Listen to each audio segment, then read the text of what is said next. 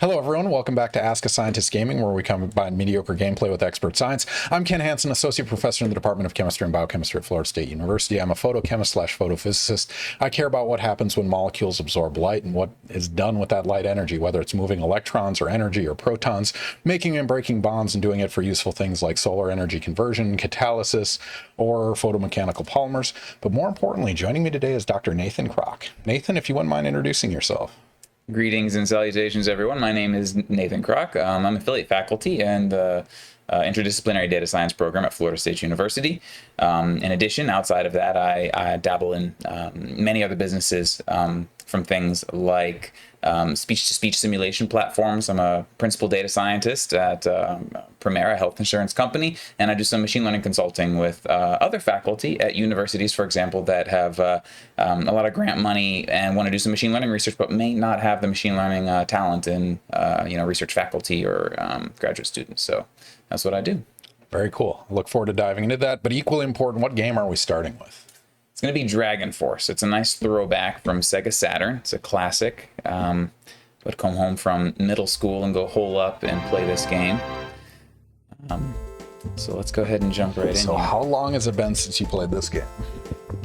I emulated this once out of a need for nostalgia. A good, goodness, how long ago was that? Maybe 10, 15 years ago? Yeah. So, yeah.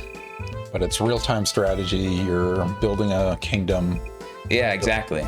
So, I mean, the general idea is it's kind of cool because it mixes it with an RPG style, though. So each of these little kingdoms has an individual person who's in charge of it, and they have a story arc that they follow depending on which one you play.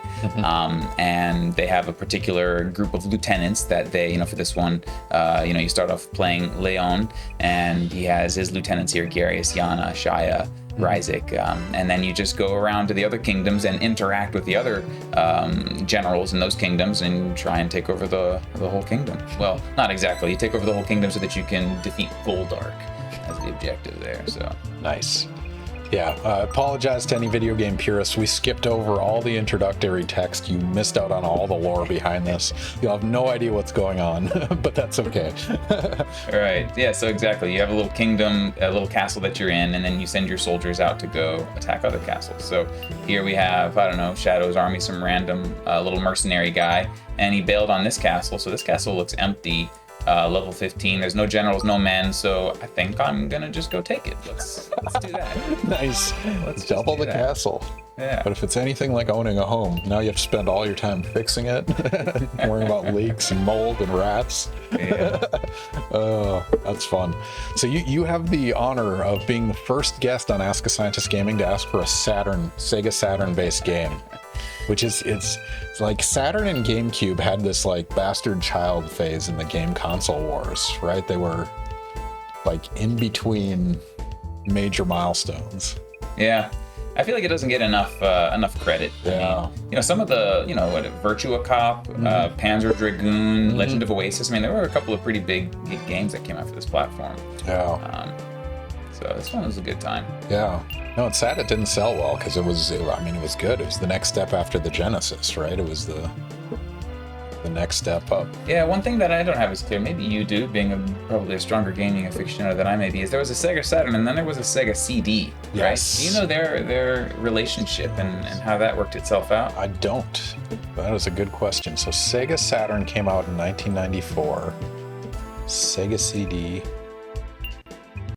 1991. So Sega CD, that was the attachment for the Genesis, right? Yeah. So that was the extension. I see. So Sega CD was like a sort of pseudo upgrade, and then the real Saturn was the next step. Yeah. So Sega CD, if I remember correctly, they did it because it was the memory of the game was limited. Like the processing power stayed the same. They didn't upgrade any of that. But got it. Yeah. Double. Sorry. All right, so how do you know if you're winning at this game? You just take over things? Yeah, I mean, if I'm fortunate enough or unfortunate enough to get in some combat, which it looks like that's about to happen here. So these guys, these generals here, Shadow's army, which is composed of Shadow and Mia here, level 1 and level 3.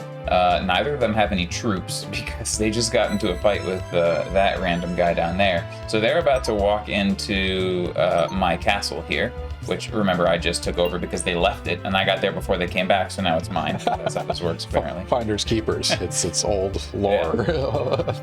It's classic primeval rules. Yeah, so they're going to walk in here, and then we're going to engage in combat, and you'll see kind of the underlying battle mechanics. So Ogre Keep Castle has been attacked. So not to distract you from your gameplay, but one question we like to start with on the night is like, 6-year-old Nathan Crock probably did not expect to be playing video games talking about machine learning and AI, right? Like there was a winding path that got you between there and here. And if you could recount, I mean, everyone has their own journey. What were the major milestones that led you to where you are? What were the major forks in the road, and what made you who you are today? Oh boy. Yeah, we'll start. We're only here for 3 hours. Yeah, exactly. What's your 3-minute version of that story? Yeah. Well, let's see.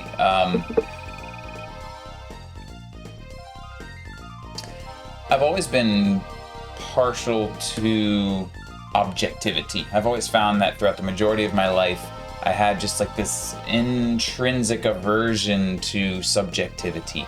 From a young age, I liked the mathematics for its security. I liked the sciences, the fact-based nature of it. Mm-hmm. And I remember being exposed to politics, social engineering and everything was a little frustrating, and I relished the concreteness of science and the pursuit of sort of this pious absolute truth sort of idea, only to find that once you get into academia that it's just politics and bureaucracy all over again. So spoiler alert for anybody who wants to go to the salvation of science. Yeah, can never get away from that. Not a bastion of purity, I apologize. But, landmarks, let's see. I remember I was in one of my algebra courses, and let's go ahead and engage in combat with these guys. I was in one of my algebra courses, and not really clear what I wanted. Just hanging out, maybe flirting with the girl next to me, as I probably was irresponsibly doing in middle school. And the teacher was up there doing the quadratic equation, and while he was doing the equation, he stopped for a moment, and then he looked over his shoulder at everyone. He's like, "Do any of you know where this equation comes from?" And I don't know if any of you, most of you know the quadratic equation. When you're in middle school or something, that's like, you think it's a monk in a tower, it's plus and minus and a square root, it's magical. Yeah, but he goes, "Let me show you." And then he just rolled up his sleeves, and then he just started with the general form of a quadratic equation, and he just did separation of variables, and he derived the quadratic equation from first principles. That's awesome. And I just remember that moment. That was when I saw, it clicked. That was just too beautiful for me. Pure. Yeah, I was like, that was something special. What was that teacher's name? Oh, do you remember? Oh, I'm so sorry. No worries. Dishonor to them. We're gonna give him a shout out, but yeah, David just in something. case. Oh man, I'm gonna look him up. Yeah, I'm gonna send him a link to this. Yeah, and let him know. There's a shout out of the story. I mean, it's one of those things having taught a class, you know what that's like when a student comes back and you impacted me in a way, which is amazing. And that was high school, right? That was wow. Okay, so that led you on mathematics route, or at least towards that domain. For sure, yeah. So I did that for a good while, and then in college I began studying pure mathematics. I really went on the purity route and was really enjoying just the rigor, the proofs, the theory. Mathematics is essentially deductive inference, right? So it is operating from premises, which is an interesting mix of either unfalsifiable or self-evident, which is a curious thing to even explore in and of itself. And then moving from those to logical certainties. So that's mathematics in a nutshell. And there's a lot of comfort in there. Here are some premises. As long as we accept these premises, then we can arrive at some absolute logical conclusions. So I spent some time doing pure mathematics. But that was at the same time as I was, a student in college trying to develop my social skills and interactions, which was, a little challenging to do all of that at the same time. And in particular, my roommates. Here's how it happened. It was a Saturday that I was doing some homework, and I was, let's go watch these guys. I was going to say, it's automated fighting then? I mean, for the most part, once you declare the strategy, I just said melee because she has no soldiers and I don't need to think. I'm just gonna go chop her up. Yeah. So my, it was on a Saturday or something, and I was at home trying to do some proof. I don't know. I was there, maybe 8 hours, working, reading other theorems and lemmas, trying stuff, working through some aspects of it. And I finally finished it, and I was so proud. And I had my proof in front of me, and then I realized, I was like, this took me 8 hours. What are you doing with your life? For a paragraph. Yeah. Isn't that and like crazy? all my friends were out tailgating at the football game and stuff. Yeah. And I just had like a real moment, like, I do love certainty and purity and mathematics, but do I love it that much? I mean, I'm sacrificing like a bit of my humanity here a little bit. Yeah. So that was tough. All right. The math was not the path. Well, not that type of math. Yeah. Then you have applied mathematics, which gives you a little bit more of a happy medium, where you can do both some of the rigor while also being able to socialize a little more and interact with people in different disciplines and different practices. So I really enjoyed applied mathematics much more. And then in particular at that time, I had some friends who were doing computer science, and so just sort of the social influence that I was into programming and computing a little bit. Yeah, I mean, I've been putting computers together since I was like 15, kind of doing the gaming thing. So I'd always been like appreciating computers, but never like computer science route. So I decided to minor in computer science, and I did my major in applied mathematics, minored in computer science, and then I decided to go into computational science, which is basically what happens when mathematics and computer science have a baby. So let's go ahead and we'll advance, because he has no soldiers either. Nice. Yeah. So I did scientific computing, or computational science, right? And I mean, that's basically solving hard math problems on computers. If people can think about, you have some equation y equals something like that. You usually do some algebra, and you want to put things together, try and solve the problem, right? But it turns out that It just happened. Frog with a cannon shows up. Yeah. I like this game already. I didn't expect. Okay, he's gone. Yeah, he should have prioritized. Like Redder right there. I like it. Anyway, sorry to interrupt. Yeah, no, that's no problem. Yeah, scientific computing, I mean, it's basically the fusion of mathematics and computer science, so you need to solve really big, hard math problems on computers. I want to simulate a supernova explosion or something like that. That requires solving, hundreds of thousands of equations every second, for example, throughout time, if you want, in some big 3D spatial grid. And you don't want to be sitting there. You know how much pencil and paper that would take to try and do that, right? Yeah. So that's where scientific computing comes in, is you basically teach computers, use them as a tool to solve scientific problems. So that's where I kind of ended up in this side of things. And so you applied for grad school in scientific computing then? Yeah, at Florida State University. Okay. And that was, and that was when I first got into that field. Yeah. I mean, that's nice because you still get the purity of like programming language. Like there are rules and it's systematized and it's kind of like a proof, right? And executing things. So you still got to scratch that itch, but also not pure math proving a proof.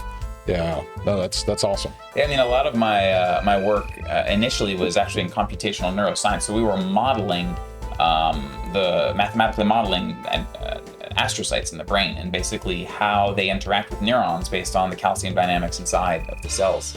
So there was a lot of mathematics there, right? As I could derive the equations, put them together, do some analysis, and then once we derived and structured the equations, we would then launch the simulations on big computers to see what happens. Oh, that's awesome. That's really cool.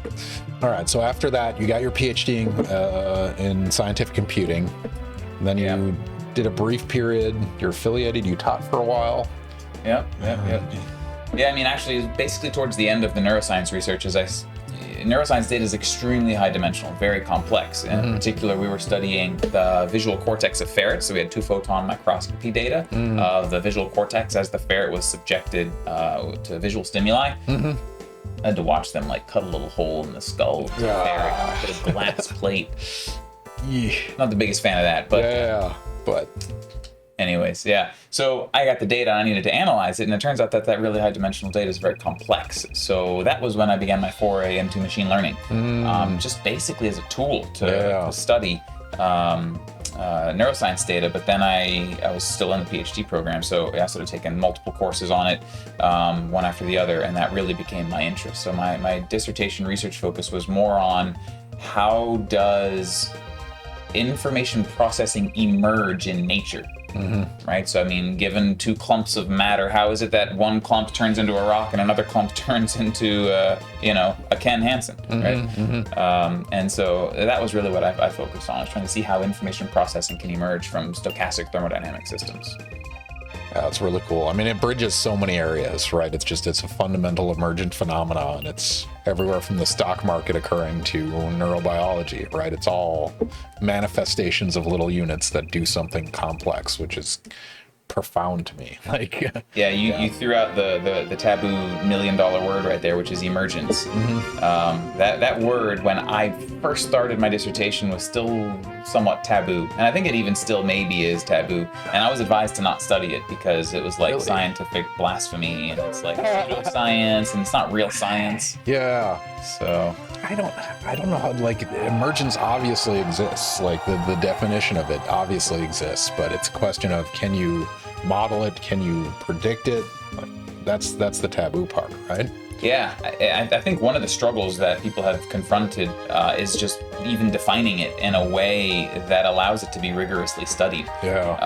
And that's an interesting topic right now in particular, because emergence has been studied pretty rigorously currently in large language models, right? So everybody's familiar with the ChatGPT, GPT-4 phenomena going on.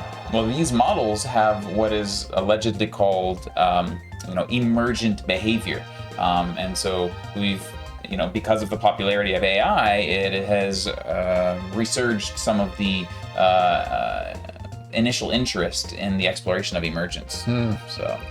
I mean, so forgive my lack of strong understanding of machine learning and stuff, but there are machine learning algorithms where you essentially get an output, right? And that output is how you got there is kind of a black box, right? Aren't those conclusions? I mean, those are emergent phenomena as well, right? Big data in, and I mean, how do you reconcile that? Well, exactly. Exactly. And I would go to the definition of emergence. And the one that's currently used, that's pretty popular. Let's go ahead and send these guys up here. I don't even know who's in that castle, but we're going to find out. The definition that is commonly used is, why did that not work? Direct you over there. Go. Figuring their lives out. The definition that's commonly used, at least currently, came from maybe 1972 as an essay, and it is emergence. An emergent phenomena is when a quantitative change in a system results in a qualitative change in behavior. Right, that's the one we're working with. Qualitative change. Stuff. What the hell does that mean? That's dissect that. Yeah, I mean, an example that kind of maybe helps a little bit with intuition is machine learning and large language models. They basically scale in size, right? So GPT 3.5 Turbo or GPT 4. These are models that have just been getting bigger and bigger and bigger. And so the whole modeling phenomena, the thing that people are interested in is, if we just make these models bigger and bigger, then we're just going to get smarter and smarter, right? And it turns out that that's sort of true, not completely true. There are certain properties that scale with the size, but there are others, which are these emergent phenomena, which are behaviors which just randomly show up as you're scaling or increasing a quantitative aspect of the system, right? So the system is a large language model, and I have the size of it, and I'm going to scale that up over time, little by little by little. It turns out that a particular behavior is basically random, doing no better than random chance until you reach a critical value in that quantitative value of the system, and then suddenly you get completely different behavior beyond that threshold. So you have a qualitative change in behavior as you've moved that quantitative value of the system up. And then the chat becomes racist. Did you hear about that? The AI, don't use the internet for this information because it's going to take you down. But anyway, emergence in general is just, that's an important thing. That there's a lot of misconceptions about that out there. And if I have a tiny little opportunity here to go to town with anybody listening,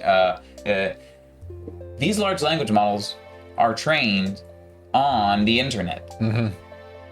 They don't want to be right. They don't have opinions. Yeah. They are emulating the data that they were given. They want to predict the next character, and the next character is the most probable based on everything that they've seen. Yeah. So if these language models are racist or biased or something like that, that's just because the data that they were trained on was racist or biased. Or in a not nice way to put it, that just is because we're racist and biased. Yeah, no, garbage in gives you garbage out, right? And machine learning's not going to differentiate between those. I mean, this is, it's a joking problem in terms of a chat interaction, but they're talking about implementing this type of methodology in like sentencing hearings, right? To remove the biases of judges and stuff like that. But again, if your data set going in is biased, like it's an inherent problem. That's one thing that's an aspect of research that I'm currently very excited about is AI safety. I'm not personally excited about it. I'm excited about other people making progress in it. I don't like studying it because it involves too much of that subjectivity that we talked about a little bit earlier. Yeah. It's applying a moral compass to AI, right? Right? Because I mean, the problem is bias itself is an intrinsically subjective concept, right? Because whatever minority, whatever subset of society may be classified as a minority right now, in 20 years, that could be completely different. So right now, it's biased if that individual or that group of people is subjugated. But in 20 years, if they're subjugated, maybe that'll be fair because it's trying to bring us back towards equilibrium. And that sort of like transient subjectivity just, it irks me. It's discomforting. But it's a non-trivial problem. Like our laws are not ready for AI. Like there's been several court cases recently about copyrighting computer-generated imagery. Like who owns that and whose property is that? And if the Hollywood studio wants to permanently clone a extra and use it indefinitely throughout the rest of history for movies, who owns that identity? Yeah. Last year at our Machine Learning Expo, we had a presentation from a researcher in the art department.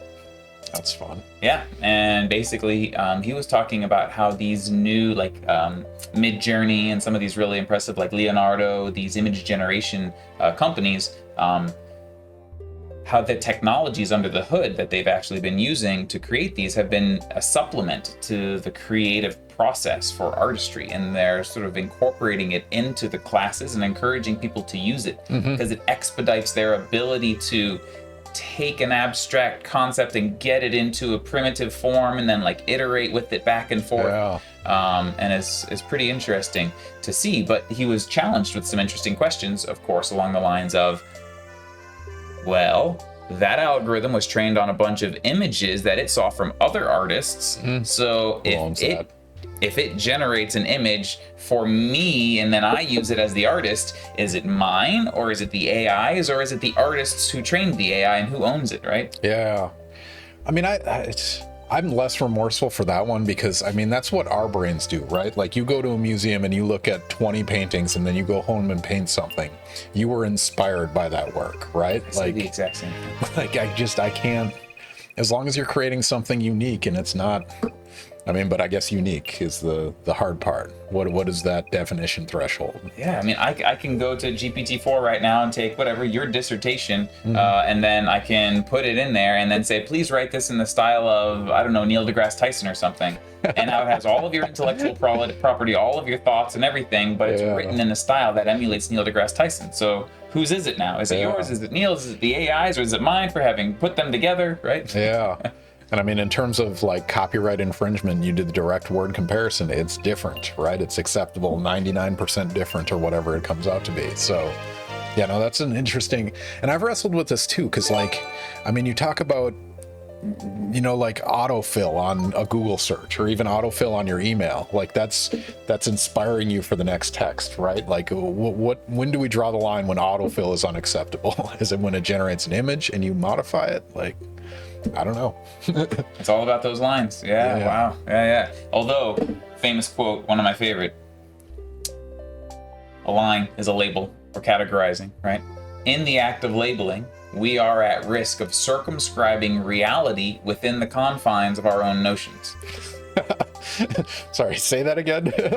Yeah. That's a journey. In the act of labeling, we are at risk of circumscribing reality, as far as we know it, within the confines of our own notions, which basically just means that we are no better than the boundaries that we create with the words we use or the labels that we use to partition one thing from another thing. Yeah. And then our reality is one of those boundaries. It's just an amalgamation of those boundaries, and then that's our reality. So I always, whenever it comes to like drawing lines or defining things, as a personal exercise to myself, I always try to remember how intrinsically, subjective these boundaries are, and remember that it's very influential. If it's slightly this way or slightly that way, it could dramatically change the way that I perceive reality. I'm sorry to go on this diatribe, but like language, it does exactly that. Yeah. There was a study, my wife is a linguist. She actually, she has a PhD in psychology, but studies reading and language.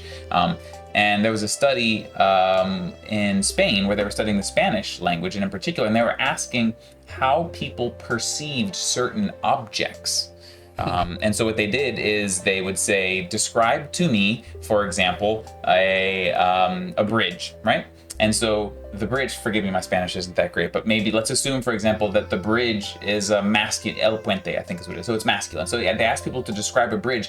They would intrinsically use masculine style adjectives. Like, oh, it's good, strong, sturdy, right? And then they would ask them to describe like a building or an office, like la oficina or something like that. And then they would intrinsically use more feminine styled adjectives to cisgendered. Their perception of reality is biased by the language that they use to describe things, right? And a bridge is no more masculine or feminine than an office building is. It's just an artifact of the way they learn to describe reality, right? Yeah.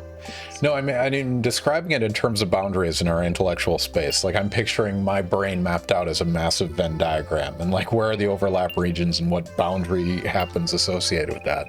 No, that's a really intriguing, and those lines are drawn differently depending on your life experience, on your language perception, on all that. And sometimes those boundaries we'll go back to the racism, here's the racism quadrant and things like that. And it's how you draw those lines, which is, that's profound. And so this ties back to machine learning, because there are algorithms that effectively do that, right? It's just compartmentalizing and finding patterns. Yeah, for sure. That's crazy. All right, Informalia, thank you for the gift 1 tier sub to Go Haku. Thank you very much. You don't have to subscribe to the channel. We really do appreciate, though. It helps our drinking habit and our video gaming habit. So cheers to that. Thank you very much. Thank you for the follow as well. I saw you followed right before the stream. Apparently this is a student in, they said, hi, Dr. Crock. Thanks for the orientation earlier today for the MSIDS program. Didn't realize you are part of a Twitch channel I watch. Just awesome intersection of Venn diagrams. What a coincidence. That's amazing. What is MSIDS? That's the Interdisciplinary Data Science program at Florida State University. So we just had the orientation this morning. Oh, nice. Yeah. That's wild, huh? So you're part of orientation. What was your role in that? Yeah, so just helping the new students get familiar with sort of the job and internship landscape and how these skills can be used in industry. So I kind of straddle academia and industry and kind of act as a bridge between the both, right? So I have colleagues in industry who benefit from some of the research initiatives that is done in academia, but at the same time, sometimes I'm able to provide job or internship opportunities for some outstanding students. And it kind of just scratch everyone's back a little bit. No, that's amazing though, because like I've lived in academia my entire life, and like a majority of my students don't go to academia, they go to industry, and they're like, Ken, tell me about industry. I'm like, I know it exists. like I don't have any experience. I can tell you what my students have told me. I can tell you what my colleagues have told me, but so having boots on the ground actual experience is amazing. So Informal, I'm glad you got that experience, and yeah, I'm glad you could join us. You're apparently a longtime viewer, but just followed. Awesome. Thank you for joining us. First time chat. So you brought him out of the woodwork for your stream, which is amazing. Perfect. Oh, cool. So speaking of which, if you guys have any questions, I've been hijacking all of Nathan's time. This is just entirely selfishly motivated, but if you guys have questions, we're happy to answer them, happy to discuss. We'll discuss, anything, machine learning, AI, 3D image reconstruction. I'm intrigued to learn more about that, especially using Kinect for Xbox, right? Which is kind of cool. So yeah, if you guys, and Nathan has crossed a lot of boundaries talking about neurosciences and neurobiology and applying machine learning and information processing. So yeah, if you guys have any questions, throw them in chat. In the meantime, we should do a prediction because we're a half hour in already. Oh, are we? Wow. It's wild. Doesn't it fly when you're having fun? Yeah, can we have a little more fun? Oh yeah. So those of you guys that aren't familiar with the stream, every single time I ask my guests, what do you want to drink? And I'm serious about what do they want to drink. And so Nathan has another first tonight. He's the first one to request mead. And so we're drinking Viking Blood mead. Bottles down there. But yeah, it's honey fermented alcohol. So this is from, I guess, Norway is presumably. The recipe that Viking Blood used says it's from about the 1700s. That's incredible. So yeah, we're drinking some mead tonight. You want to go with this, or do you want to try the other one? Let's try the other one. That might be a little more gentler on us, and we got another 2.5 hours to go. So yeah, so heads up, click the link right there. That is 19%. So how's the gameplay going, by the way? It's pretty nice, yeah. I kind of forgot some of the mechanics here, but it's nostalgic nonetheless. It's nostalgia. That's another fascinating neuroscience phenomena. And so this one is pure honey. So this one has no fruity, no spices, no herbs. It's like a traditional mountain honey wine recipe. It's straight honey. Yes, this is Redstone Meadery, traditional mountain white honey. This is 12% alcohol, no sulfides added. So, Nathan, cheers. Nowhere near as sweet as I was thinking. That is quite a treat. Nice stuff. I like it. That is interesting. It's got a honey tail without the sweetness. Yeah. That is weird. But yeah, that's pretty fun. If you guys have questions, throw them in chat. Nathan, which one do you want to do? Oh boy, let's all right, well, since we know that we at least have a data science student watching, let's start off with that one there. That is fun. I look forward to learning how they quantify this, because that is another troubleshooting issue. All right. I'll put this in, and then I'll explain briefly. All right, so anyone that's not familiar with Ask a Scientist Gaming or Twitch in general, Twitch has something called predictions, which typically is used to predict outcomes in games, like will Nathan win the next fight, yes or no. And you can bet imaginary internet points, which on our channel are called standard internet units, because we just made that up. But on our channel, we don't do game-related predictions, at least not typically. Instead, we do science-related questions. And so we're going to pop a question up on the screen, and you guys can make your guess or answer according to your knowledge set. And you can bet as many internet units as you want. And so I'm going to pop up the question right now. And so the question is, how much money did it cost to train GPT-4? Is it greater than 100 million or less than 100 million? And so, yeah, with predictions, if you look at the top of your chat, there's a predict button. Click that predict button, and you can basically click and bet as much of your standard internet units as you want. If you're not following us, click the follow button. You'll get 300 standard internet units to gamble accordingly. Note you are on Ask a Scientist Gaming honor code, which means you can't use ChatGPT to answer this question. About ChatGPT. Yeah, exactly. Which, that's an interesting outcome. Man, reminded me to tell you, so I do some test analysis stuff using like modern testing theory, like Roche analysis and one parameter fitting. And I just submitted a paper and it got accepted, but they were like, I was comparing in-person and online exams and the outcomes and things, and I saw no like increased prevalence of cheating or anything like that. But they were like, oh, this was pre-ChatGPT. How do you think ChatGPT is going to affect that? I'm like, I don't know. It's an intriguing question. It's an important topic for sure. Mm-hmm. That was one of the ones we explored at the Machine Learning Expo at Florida State University. We actually had a whole panel of some academic leaders at the university, and I had the honor of moderating it and just asking them all these questions. How is FSU going to respond? How are we going to incorporate these tools? So, all right, I'll pause you briefly. You guys have about 30 seconds left. What do you think? How much money did it cost to train GPT-4? Is it greater than 100 million or less than 100 million? I'm genuinely intrigued to figure out what happens or how you calculate that number or figure it out. But you guys make your best prediction. Again, you're on Ask a Scientist Gaming honor code. Do not Google this answer or ChatGPT it. Just make your prediction according to what you think. And everyone so far is saying less than 100 million, but 10 seconds left. Any dark horse bets against that answer? It's a fun number. I'll give you a hint. It's not exactly 100 million. All right, Nathan, what is the answer? According to the CEO, Sam Altman, of OpenAI, it was greater than $100 million. Greater than 100 million. And so what goes into that $100 million? Yeah, so let's talk about that for just a moment. These large language models are monstrous, right? I mean, we're talking, for example, GPT-4 is 8 heads. Each head is a model that's 220 billion parameters, which would take up hundreds of gigabytes of memory, if not thousands of gigabytes of memory, which needs to be hosted across dozens, 20 to 30 or so high-end, very expensive GPUs. Okay, so now you have 8 of those models. Each one requires 10, 20, or 30 or so high-end GPUs, and then you want to train it. And then training it means that you need to expose it to trillions of tokens of words. So you basically have hundreds of high-end GPUs that are churning for months at a time, and the compute is just astronomically expensive, so much so that it literally costs over $100 million to train that, according to the CEO, Sam Altman, of OpenAI. That is crazy. $100 million towards that.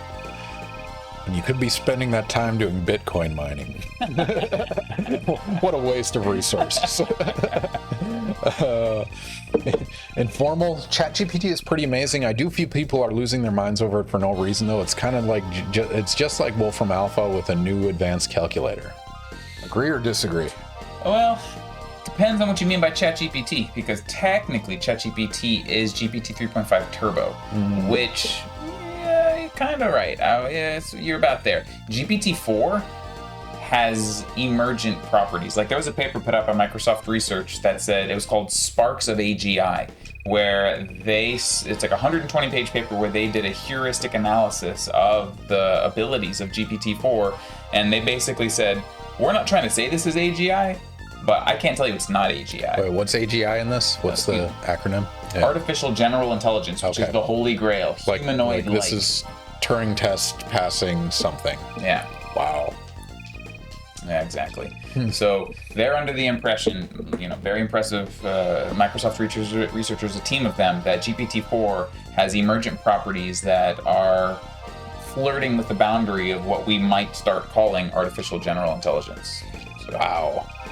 So ChatGPT, you said that was 3.5. That's the publicly available one. ChatGPT-4 you have to pay for, or that's not accessible yet? GPT-4 you can pay for, $20 a month, and you can get access to it and all of its fancy plugins. I use it regularly. However, just go to Claude.ai. That's pretty much a GPT-4 rival. It's almost as good, and it's free. Not only that, but you can upload PDFs and text. It has a 100,000 token context window. And I don't read research papers without it anymore. I literally will take the PDF, I'll upload it, and then I'll just start talking with it about it and be like, you know what? It seems to me as though this figure, they conflate these two variables in this way. And they say, yes, I agree, but it turns out that in section 2, they cite that as a limitation, and then they address how to fix it. And so I go down there and I take a look at it, and it's a really, really phenomenal tool. Man, I feel like I'm underutilizing this. So my interaction with ChatGPT recently was feeding my last 6 years of Gen Chem exams into it and seeing what the outcomes are. And it's a really profound experience, because you're like, sometimes it gets it right every time. Sometimes it's scattershot. Sometimes it gets it right once and then not 95% of the time. And it just shows the dynamic nature of it, right? Like, it's not a just feedback loop. It's not just pull the lever and a widget comes out. It's much more than that. But what sparked my interest was there's certain questions that it answers, but answers right for the wrong reasons. Like, not just in terms of knowledge, but like, oh, here's a phase diagram of UF6. What's the boiling point? And for a student, they'd have to get the pressure-temperature relationship and find it at room. And for ChatGPT, it's like, I have the infinite database of the internet. I can look up the boiling point, right? And so it brute forces some answers like that. And I'm like, how do I write test questions where it can't do that, Yeah, I mean, one of the things that we were talking about today in the orientation to the data science program is the courses in the data science program are going to be structured such that it is expected that people will use them as a tool. That's amazing. I mean, the general, I mean, it's not easy, but the general answer is just make the questions much, much harder and expect that they're going to use it. Mm-hmm. So this is interesting right here. So Dragon Force, right? So I got a bunch of monks that are up against a bunch of mages, and the mages just sit back and just shoot fireballs all day. And I got a bunch of monks that got to run across this entire battlefield just to get to them. And so they're just going to get picked off. So I need to, this is where it kind of gets interesting. You can do disperse. So you can basically send them to the outskirts of the battlefield. And so you can kind of see in the map there, the little mini map. Oh, look at that. And so now they're shooting these fireballs, but they're not getting my monks, right? That heat map is amazing. I like that. Yeah, 1996 technology. Yeah. No, that's great. And then once they're all nice and spread out, you can see they're getting pretty close. And I can send them in a little bit, tactics, advance, and then send them out again to try and just slowly try and get as close as possible without getting shot. Informal. I'm excited to start those sorts of courses. I do wonder if it may accidentally be abused somehow for the courses. I mean, you're being asked to abuse it. Yeah, actually, I'm curious. Define what you mean by abuse. Like, give me an example of how it could be misused. Yeah, that's good. And so this is one of the things we've discussed in Gen Chem, right? We have this general chemistry. We've been teaching it the same way for 100 years, right? And there's certain standard questions you ask and things like that. But like the thing I wrestle with is what skill set am I training them for, and how is this useful in the future? And it seems like you guys are addressing that by encouraging, use ChatGPT as a tool. But at some point you have to know enough foundational things to use it in the right way, right? And there's a hard balance there, right? Like, I don't know. That's a really good point. Because you using it now, you know when to catch those things or when it's leading you down the wrong path or something like that. But I don't know if you're an amateur. Well, I think, in my opinion, that's what makes it such a powerful tool, because what that means is that two things have to happen. One, you have to embrace that you simply can never be certain, which is just a fundamentally good scientific thing to have anyways. There's far too many of us that are more certain than we should be. But then two, is it really teaches you what it means to try and get closer to certainty, right? How do you double check your work? How do you verify and validate that this method is correct, right? I want a testing-based development approach where I'm going to say, I'm not even going to write my code yet. I'm going to write the tests that my code should pass. Like intuitively, what should it do to do it correctly? And then I'm going to engineer my code or whatever it is that I'm working on such that it satisfies the expectations that I know that I have from the intuition and my physical knowledge of the sciences, right? So follow up from informal, coding specific problems. Those who have little knowledge of Python, those in math stat divisions, it could be abused to get the syntax perfect code. Or it could be used to just get syntax perfect code. They are TA for COP 3014, and we've caught some students using it for C++, or using it for C++ in it. My answer to that is good. I don't...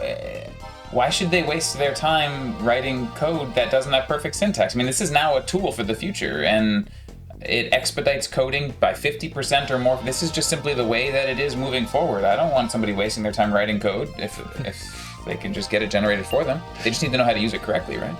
Yeah, that's the other one I get to in Gen Chem, because some of my colleagues demand people memorize equations and periodic table, and I'm like, for what? What desert island or scenario are you going to come across where you need to know the molecular weight of selenium? Like, now that's a very interesting point that I've had a few, and this is probably different in chemistry than it is in mathematics, but it's the same thing: multiplication tables or your integrals or your derivative formulas. You won't have a calculator with you everywhere. Sorry, fifth grade teacher, I do. Yeah, right. Like, so where do we draw the line? Yeah, but I feel like there is a place where you can somehow justify you can justify the need to memorize things. And here's my analogy for that. Let me disperse before I. So the analogy for that would be when I'm working on a mathematical modeling problem.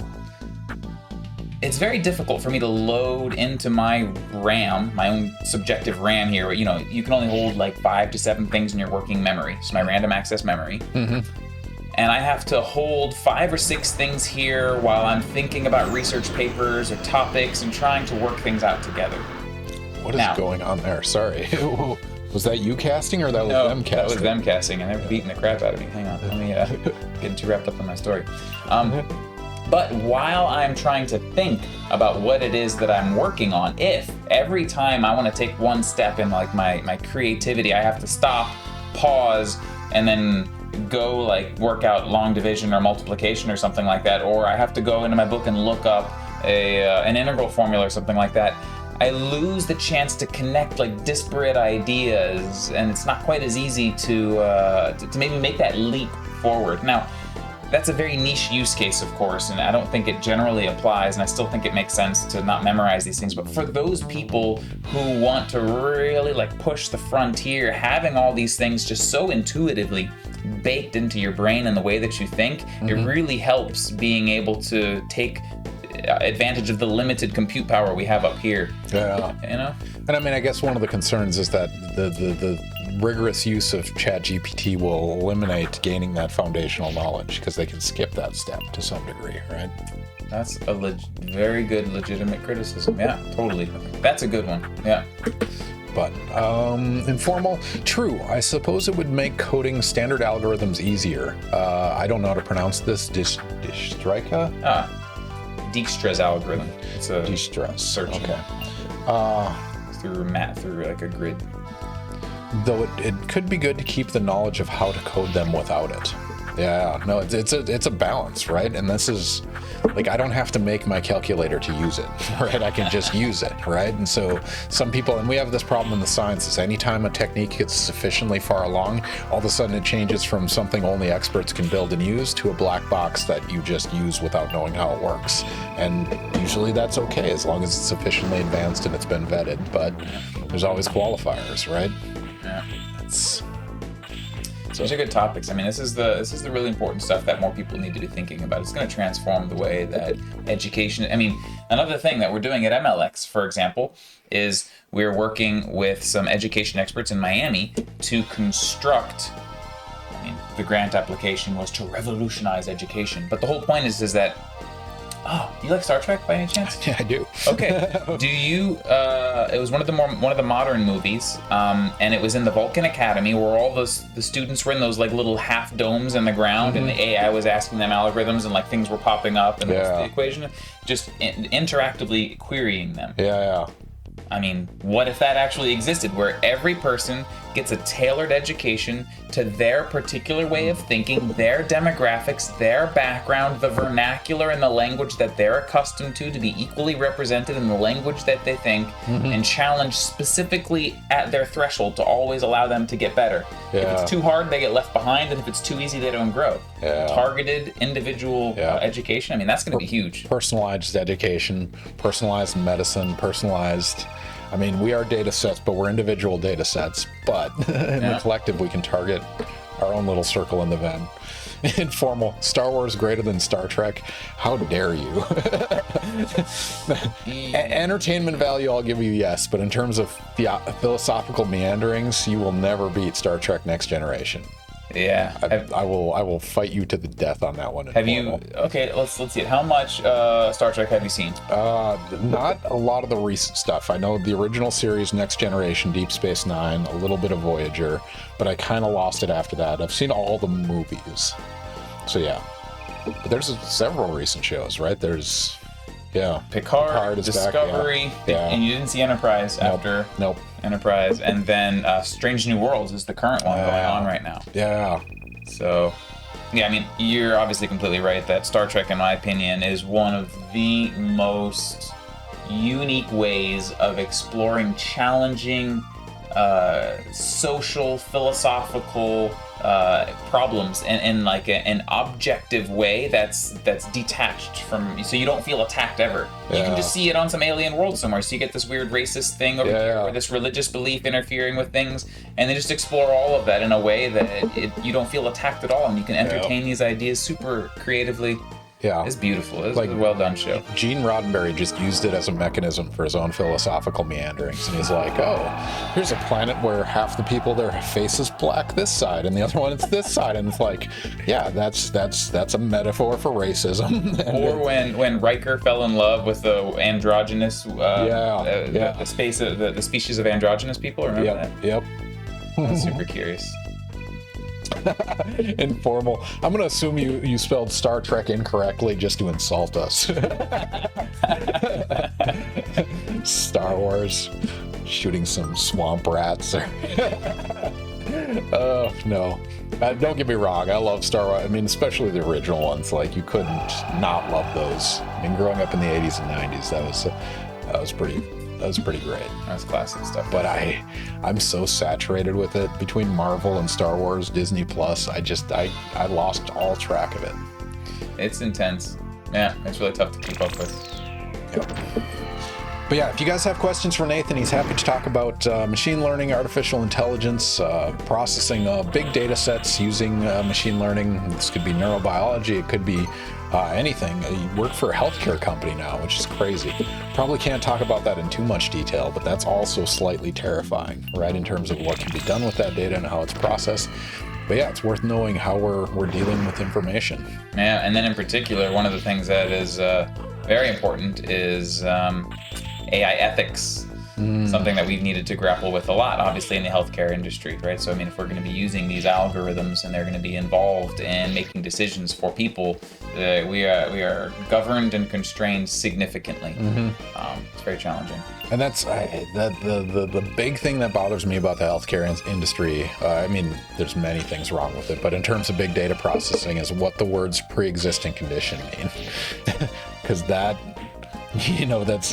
These conditions are an emergent phenomena of multiple variables that go into it, and you can have genetic triggers and all sorts of stuff that, that's a good one. Yeah, I mean, I was actually involved in a meeting recently with our company's legal counsel to ensure that we are using a comprehensive, rigorous enough definition of AI in our policies internally, right? Because it's very important that, and actually one thing that I'm proud of, at least for our company, is that we had been told that we preempted this a little bit, because some of our AI policies, we have an AI and ethics committee inside the company that have been around for years, actually, and now in health insurance companies just move painfully slow, and so we were preempting that a little bit, and we're ahead of the curve as far as many of the other insurance companies are, and that's actually your qualm with health insurance is one of the reasons I decided to go there. I was talking with my wife, what am I going to do next, and I want to choose a profession. I want to choose a way to impact the world that's going to be, something that's rewarding. And what is more transcendent of gender, ethnicity, cultural, politics, backgrounds, and everything than just health? Everybody needs health, you know? And so it seems like, and American health insurance is broken and needs lots of help. Yeah. So, if there's anywhere to kind of go in and try and make a difference that's that's laudable, rewarding, but that also you feel like you can make a big difference, that seemed to be the space. So. Yeah, no, that makes sense. And I mean, that's a huge actuarial problem, right? Like your cost benefit and thresholds, and man, I don't envy the data sets. Yeah, they got a pretty large team of actuaries for sure. Nice. All right, yeah, if anyone has questions, throw them in chat. I promise we'll get to them. If I miss them, we'll get back to them.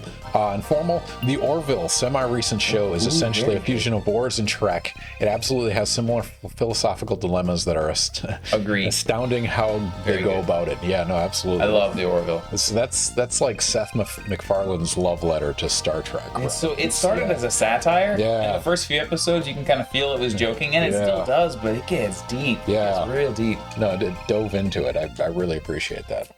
Good call. Informal. No, I like it. Speaking of shows, Black Mirror. Ooh, boy. How do you feel about that? I don't like scary shows in general. Like, I like when I watch Black Mirror. Like, I want to go sit in the corner and hold my knees and yeah. Well, season 3 got like violent, horror, gory. Like the first 2, it was still interesting meanderings through ideas and things like that, not actively hostile necessarily. Well, at least not entirely, but yeah, it's terrifying. Love Black Mirror. Horror shows are some of my favorite. Yeah, no, I really like it. I mean, I think that the writers, people misconstrued it as technology is evil, and that's not the message. It's that people's use of technology is what really manifests in evil ways. So yeah, that's fair. I like it. Yeah, I mean, some of those things were pretty unsettlingly, frightening and scary.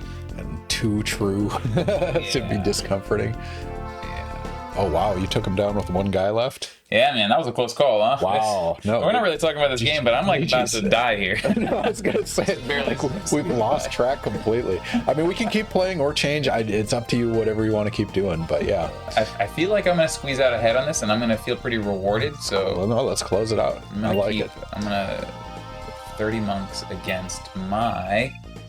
How many monks do I have? 20 beasts. Informal. In the end, it's always humans who ruin technology. That makes technology go on the uprising. Yeah, that's fair. They're not wrong. Yeah, right. I mean, it's not, it's the old adage, like, guns don't kill people, people kill people, right? There's a lot of truth behind that. Unless the AI goes the Terminator route, self-aware. Yeah, I mean, what's the probability of that happening? I mean, that's an interesting discussion in itself. I mean, given enough time, 100%. Is it not? Well, to go self-aware or to go Terminator? We'll go self-aware first. And then after being self-aware, does it go Terminator? I don't know. Isaac Asimov says yes. Yeah, I've heard about it. What a terrible name. It was I think it was in China. They chose to call their company Skynet. Yeah. They had to have known, right? They're just like, we're going to lean into it. Yeah, let's just own this, I guess. Oh, man, that's pretty amazing. All right, we should do another prediction. Which one do you want to go with? We're doing history. I'm going to suggest this one. Let's do it. That's a fun one. I didn't even think about this, but I'm excited to learn the answer here. All right, we're doing another prediction. If you're not following, click the follow button. 1, it helps with visibility of our channel, but 2, it gets you standard internet units that you get to gamble on science-related questions, or at least questions related to the expertise of our guest. And so the question here is, when was artificial intelligence coined? Was it in the 1920s or the 1950s? 1920s was 100 years ago. Wow. It's hard to wrestle with that, but yeah. All right, so when was artificial intelligence coined? Not the concept of artificial intelligence, but the actual phrase artificial intelligence. When was that coined? The 1920s or the 1950s? And I love these history questions because it's one of those, like, your intuition just fails you completely, right? Because it's like some hermit in the woods in the 1400s came up with something, right? Or it was like not till the 1950s that it was formalized. Like that's how history works in a weird way. So yeah, you guys have about a minute left. When was artificial intelligence coined? The phrase artificial intelligence in particular, when did that first, I suppose, appear in print or something like that? When was it vocalized? When was artificial intelligence coined? 1920s or 1950s? So how many castles do you have to beat still? You basically just have to beat Goldark. No, I mean, this is like RPG hardcore. Like, I'd be playing this for days. Oh, really? I'm gonna just retreat now because I'm this battle. Ooh, look at that. That was a close call, huh? You're still alive, though. Yeah, we put a dent in him. So yeah. I think I need 2 more battles and then I'm going to win this one because this is the only guy left. So when you take over a castle, do you get extra people or something? Yeah, so that castle slowly acquires people and you use those to repopulate your soldiers that die. Schmo Knight, thank you for voting. I appreciate it. So welcome back to the stream. It's always a pleasure when you join us. Yeah, if you have any questions for Nathan, AI, we're talking about artificial intelligence, machine learning across all domains of science and health and basically anywhere it can be applied because it is very, very important. All right, Nathan, what is the answer? When was artificial intelligence coined? The term artificial intelligence was coined in the 1950s. 1950. What was the vote distribution? It was 80% in terms of money-wise. 80% said 1950s, 20% said 1920s. So congratulations, Informal. You got 30 standard internet units. Congratulations. Spend them wisely on the internet because they are useless outside of this channel, but you can make us drink or request a factoid. So congratulations on your answer. So 1950s, who did that come from? It was, Or where did that come from? We don't necessarily need an exact name, but... Yeah, I'm drawing a blank all of a sudden. It's the splendors of drinking alcohol and being late in the evening. How about that? Yeah, it's the lights, too. They really start weighing on you in the night. Yeah, maybe I can I phone a friend?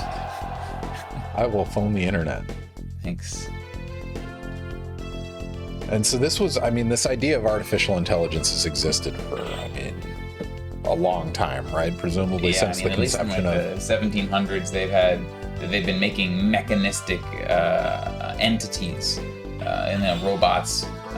There was a goose that would lay an egg, a robotic goose that would lay an egg, or a robot made out of a bunch of gears that would play a flute, or something like that, or a lute or piano or something like that. So those concepts have been around for quite some time, for sure. The word automaton or automaton comes from ancient Greek, means acting on one's own will. So yeah, even then they were brainstorming the idea. Records of 400 BCE. 1900s. Birth of AI. 1950s to 1956, the range of time when the interest in AI really came to a head. Alan Turing published his work, Computer Machinery and Intelligence, which eventually became the Turing test, which experts used to measure computer intelligence. The term artificial intelligence was coined and became popular use. So who did it? John McCarthy held a workshop at Dartmouth on artificial intelligence, which is the first use of the word and how it came into popular usage. There it was. 1955. That's incredible. Like, John McCarthy, I don't know who this is. Maybe they're a big dog in the field, but they're just like, I'm going to run a conference. We're going to title it something. And I'm sure they were doing this on the fly because they had a lot of shit to do in their life. And they coined an entire discipline. Yeah. That's amazing. Yeah, it's really interesting to think about how that actually shaped the field and how it developed, right? Mm-hmm. Because as we just established earlier, words create our boundaries, right? And so by using the term artificial intelligence, that shaped our bias, our preconceptions of the discipline and the research questions that we would ask, what we thought was and was not possible, all within our preconceptions. Yeah. So what else could we have called the discipline? That's another one we should ask people for, huh? Yeah. If anyone has ideas, throw them in chat. We will coin them for the first time on Ask a Scientist Gaming. Trademarked. I own that now. So let's go shoot some stuff, huh? Shoot some stuff. You want to go with Bond? Yeah, let's play some Bond. Let's play some GoldenEye. All right, ladies and gentlemen, we're going to transition a little bit further back. We're going to go with the Nintendo 64. We're going to go with GoldenEye, which is one of the all-time classic shooters. We played it several times on the stream, but it's always a great game to play. So did you go to the other first-person shooters like Halo, Call of Duty? I did Halo. Did a lot of Halo. In fact, one of my friends in high school became like a professional Halo player. Wow. And so much so that he would start telling us that he wouldn't play with us anymore unless we paid him. Wow, talk about an ego in high school. For your time. Oh man, that's amazing. Yeah. Which Halo? Halo 2? What a problem. That was the very first one. It was Halo 1. Halo. Wow. Yeah. Do you know his gamer tag? I might actually know of this person. I played a shitload of Halo 1. Like undergrad, we broke into the dorms to play on the network. Like that's hardcore. Yeah, no, we were. That was many hours of my undergrad was playing Halo 1. Yeah, I think the one game that probably consumed the vast majority of my time that I played the most of was probably StarCraft. StarCraft, yeah. That's a really good one. I played a lot of StarCraft. Brood War. And I started making, and this is really bad, and this isn't anything to be proud of, but my name back then, if you ever played StarCraft and you started playing the like the tower defense style games, I was one of the first people who was kind of creating those. Yeah, and if you look at the original maps from way back then, I was the one doing that. It was called My Name is Big Fat Homo. In retrospect. Yeah, stupid name that a kid would come up with, but just proof. You can go check it out. Yeah, no, that's really fun. You don't have to worry about anyone mimicking or stealing that name, so it'll be unique to you. Oh man, Schmonite suggested. I think it's more artificial input / feedback than artificial intelligence. I mean, I've wrestled with this. So there's oh man, Hofstadter's Gödel, Escher, Bach, and I Am a Strange Loop type books. But it's like it raises these questions about when does something turn from just a feedback loop to an intelligence, right? Because like a toilet, you pull the lever and it responds accordingly, right? But for us, you know, shine a light in our eyes and we respond by blinking and closing our eyes. Like what's the threshold of feedback loop that makes something intelligent? So I don't know. I mean, I'm just an input feedback loop. Slightly more advanced, but yeah. I've wrestled with this a bunch because it's like this determinism versus, you know, randomness or free will. Because like ultimately, if my neural pathways are already set, is the outcome not inevitable based on the input that come into my system? The variables are complex enough I can't predict it, but that doesn't mean it's not just this feedback loop, right? Yeah, I mean, there have been a couple of MRI works that have looked into monitoring people's brains while they're making decisions. Yeah. And it's been established for the most part that people monitoring neural activity can determine what people are going to do before those individuals are consciously aware that they are going to make those decisions. Yeah, no, I remember reading about that study, and that's like terrifying, right? Because they know you know the answer before you do. Well, what are the implications of that with our... It's deterministic, right? It's already decided by the pathways before I'm aware of it.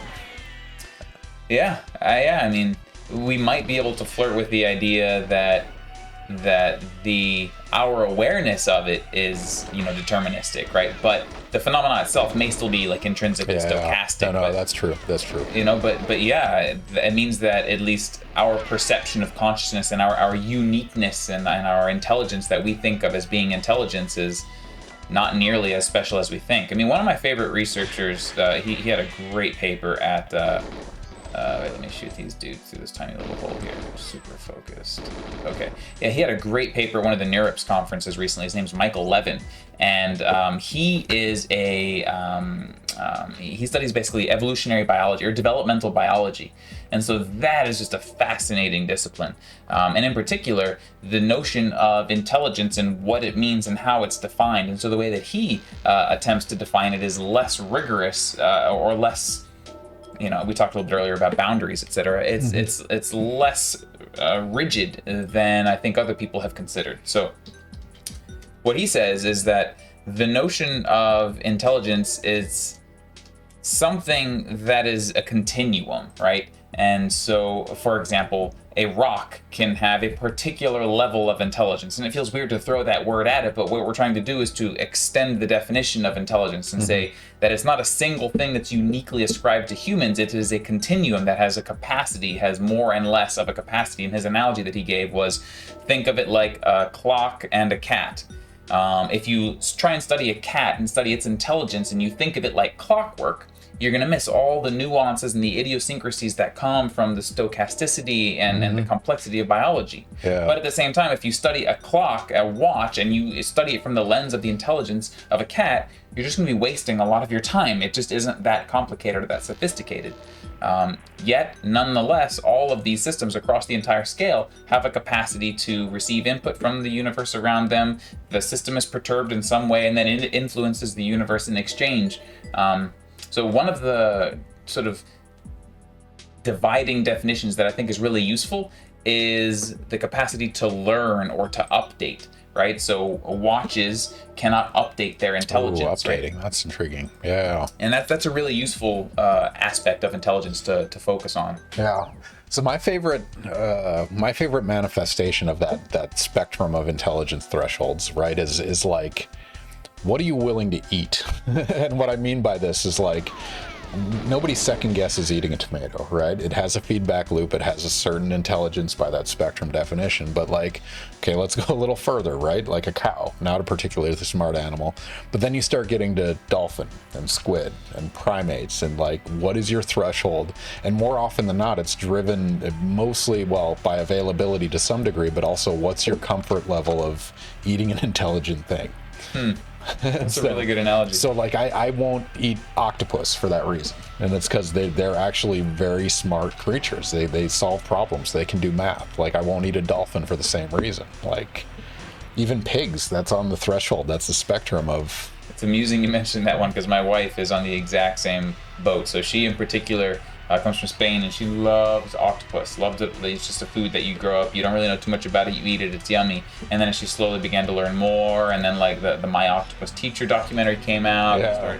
You're like, wow, they seem smart. And although that documentary did sensationalize things a little bit, but nonetheless, there was a truth that it was flirting with, and she slowly now is just torn every time she goes somewhere and there's like octopus is on the menu. She's like, she cries because she wants to eat it but she can't. So. And they're similar, like calamari. That's fine. You like draw your lines. I respect that. But yeah, that was a debate I have. So we try to avoid pork for that same reason because pigs are smart, right? I had a friend who had one as a pet, and that thing was cute, and it was funny, and it would like run and squeal when you pet it, and that's just. And I still eat pork, and I feel terrible about it. I need to grow up. It's true what they say: ignorance is bliss when it comes to what we eat due to that. Yeah. Let's just eat hot dogs. It's a little of everything. It's fine. Oh man. All right. Sorry, I'm going to catch up on a few comments here. We went down a rabbit hole. Informal. Create a trillion if statements in any language. If you get fairly close to an AI in that sense, you'd get fairly close to an AI in that sense.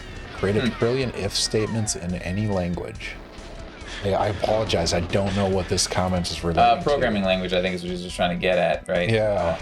So basically what he's trying to say is that everything at the end of the day is like a binary decision, a combination of just like, many binary decisions. And in machine learning, the analogy is decision trees as a very, very useful algorithm that's very popular because of its transparency. And so what happens is that assume you have data that has a lot of features. You go down this decision tree, and each one of the nodes is going to have a threshold. Be like, if the age is greater than 50, go this way. If the age is less than 50, go this way. And so all the decisions that it makes, you can follow the whole decision tree, these binary yeses and nos, if else's, to arrive at decisions. And then neural networks, it's a little oversimplified, but yeah, at the same time, you feel like they're also yeses and nos. And then neurons themselves, that you have, they fire their action potentials, which is a binary 0-1 event. And so he's just kind of, it sounds like they're flirting with that idea. Yeah. No, that's fun. And that's going back to that emergence, the complexity idea and things like that. Like, how many lines of code does it take to mimic a human, right? Can you define degree of sentience based on number of lines of codes it would require to mimic it? And so for an ant, that executable is pretty simple. There's only so many if-then statements. But if you try to mimic a human, yeah. I've read too many of these emergence books is what I'm learning. Yeah, I mean, I'm a big fan of that as well. And for me, I really like the idea because it gives you something that I think allows us to mature maybe as a species or as an individual, right? And that's the concept of always being confronted with our own uncertainty. So, I have this idea that have any of us ever been just certain of something, like convicted deeply about it? Yeah. It's obviously this way, right? Yeah. You felt so good. And then at some point in your life, due to something, for some reason, you changed your mind. Yeah. And you know what that means? That means we can never be certain of anything ever again. Oh, man. It doesn't, right? Yeah. Because if you were once certain and then you changed your mind, then it can always be the case that once you are certain again, you may change your mind. Wow. And the counterpoint to that is human plasticity in the brain is limited, right? With age, it becomes more rigidified and less likely to change. I mean, that's what happens with a lot of old people, right? There's not any dynamic rewiring anymore, right? Yeah. Like, it's easier to change a kid's mind than it is an adult. Which is why we need to get this idea of not being so certain in earlier on when the brain is still plastic. Exactly. Because if you get too old, you get too set in the ways. But we just need to always know that whatever it is that we think is right may not be right. And then with the emergence, well, how does that relate? Well, that relates because emergence is intrinsically unpredictable, like we said earlier, right? It is a quantifiable change to a system that results in a qualifiable change in behavior? Man, so that's one of my favorite questions. So we interview teaching faculty, like, I don't know, every 3 years or something. I'm involved in that process. And one thing I've noticed about teaching is that everyone has a really strong opinion, except they don't base it on evidence, right? It's a lot of experiential stuff, right? Like, it's my anecdote is this, my experience is this. And so my favorite question to ask is actually, when was the last time you changed your mind on a major thing, and what was the evidence that facilitated that change? Yeah, isn't that fun? No, I love that, because that is something really, really deep and important to me. And I don't want to cross any boundaries, and we probably shouldn't talk about this, but something that everybody loves to always talk about are, like, politics and religion and all those things. Yep. And whenever people start confronting me with those types of discussions, in particular with something like about religion, I always ask them one question to determine whether or not I should continue this discussion. And it is, what amount or what type of evidence would you need to be presented with to change your mind? Yeah. And when they say nothing, I'm like, I'm out. I literally have nothing to learn from this conversation. Yeah, no, that they're set in their ways. Yeah. And it's I mean, with something that high stakes, that's going to be your answer, right? Because they can't get defenses down like that. Or most people that are in that mode of arguing are not going to. Was that where you have to go? I don't know. It's been a long time since I've I don't think so, but I don't really remember this, and I wonder what's down there. I feel like I was a kid and didn't know I can actually go down here. Can I go down there? I don't know. If anyone has some GoldenEye experience, feel free. We let backseat drivers. All right, I got to catch up on some things. Informal. When it comes to machine learning, I get we want to essentially mimic human behavior, but do you think we're expecting it to learn too quickly right now? Meaning, should we treat it like a child to progress it through years of adulthood in order for it to properly learn? Oh man, we have a prediction related to this, don't we? Oh, it's that one. In terms of time well, learning. the problem is that then they'll know the answer to that other question. Maybe we'll just power through those two real quick back to back. Can you do that? Let's do that. I mean, but that's an intrigue. So this is something I've wrestled with in the sciences, because there's always these biomimicry. I don't know if you've heard that phrase before, but like a plant does photosynthesis, right? And like, oh, we want to do photosynthesis too. We want to take light and we want to convert it into chemical energy. But the problem I have with that mode of thinking is, one, biological systems are there to exist and to replicate, right? That's what evolutionary biology demands. Biological systems don't drive SUVs, right? They don't need to do this efficiency over trillions of turnovers, right? And so the demands, like, nature is great, but the demands we're putting on it, it's far higher than what nature demands of plants. And so should we be mimicking nature, or do we have to do something completely different? And so sorry I brought that up, because you're talking about mimicking human behavior. I think we do that because it's like a fun intellectual exercise, because from the beginning of time, all we've done is knocked humans off their pedestal of superiority. But like, is it worth mimicking human behavior, or is there a better answer? Yeah, I just want to echo that for just a moment, because that's something that we regularly bring up too, when people always use humans as the target for intelligence. And I always say that is the one and only current incarnation of intelligence that we are aware of. And just because that's the only one, just because that's the one that worked, doesn't mean it's the best one. And there's no reason we can't come up with a better way to acquire, intelligence, which still has to be defined. But so I really like that idea. Yeah, it's just, man, it's something I wrestle with, because like this robotics community that's trying to make human-like, bipeds and things like that. Like, humans are not the optimum design structure. We just aren't, right? Like, put wheels on it that can go over any surface without breaking an ankle. Like, put 7 arms on it, because evolutionary-wise, it wasn't efficient, but it's not optimized by any means, right? Like, give me near IR detection, give me thermal imaging, like. Humans are not the pinnacle of existence. Sorry, ladies and gentlemen, anyway, I'm bursting that bubble. Yeah, I completely agree. Now, I do agree, though, that in the absence of anything superior, it's a perfectly fine role model to start with, and look at it for inspiration and say, let's understand how these systems work, based on the one that we currently know that works. Sure, why not? Of course. But we shouldn't stifle our own creativity to think outside the box and engineer superior systems, right? All right, we're going to power through 2 predictions right now, and it's related to the question that Informal just asked. And so we're going to answer these predictions first, and then we're going to dive into it. This is fun, because you got to get back to your gameplay days and tie it to your current expertise. All right, so we're going to pop a prediction up there. If you're not following us, click follow, get your 300 standard internet units. The question is, what was the AI system that beat pro StarCraft 2 players? I don't remember what year this was, but it's fairly recent, right? Yeah. It's like the last 3 years or something like that. Yep. AI system that beat pro StarCraft players. Was it Alpha Star or was it DeepMind? So if you guys aren't familiar, StarCraft 2 is a huge video game. I mean, especially in Korea, this is like the biggest thing, like fill stadiums to watch people play StarCraft. But real-time strategy, and fairly recently, AI started being the best players in the world.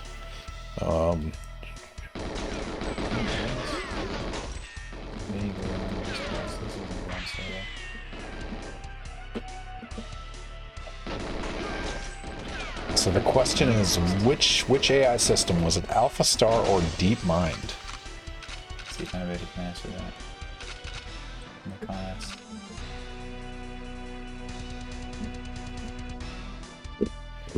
Trying to look up when this happened.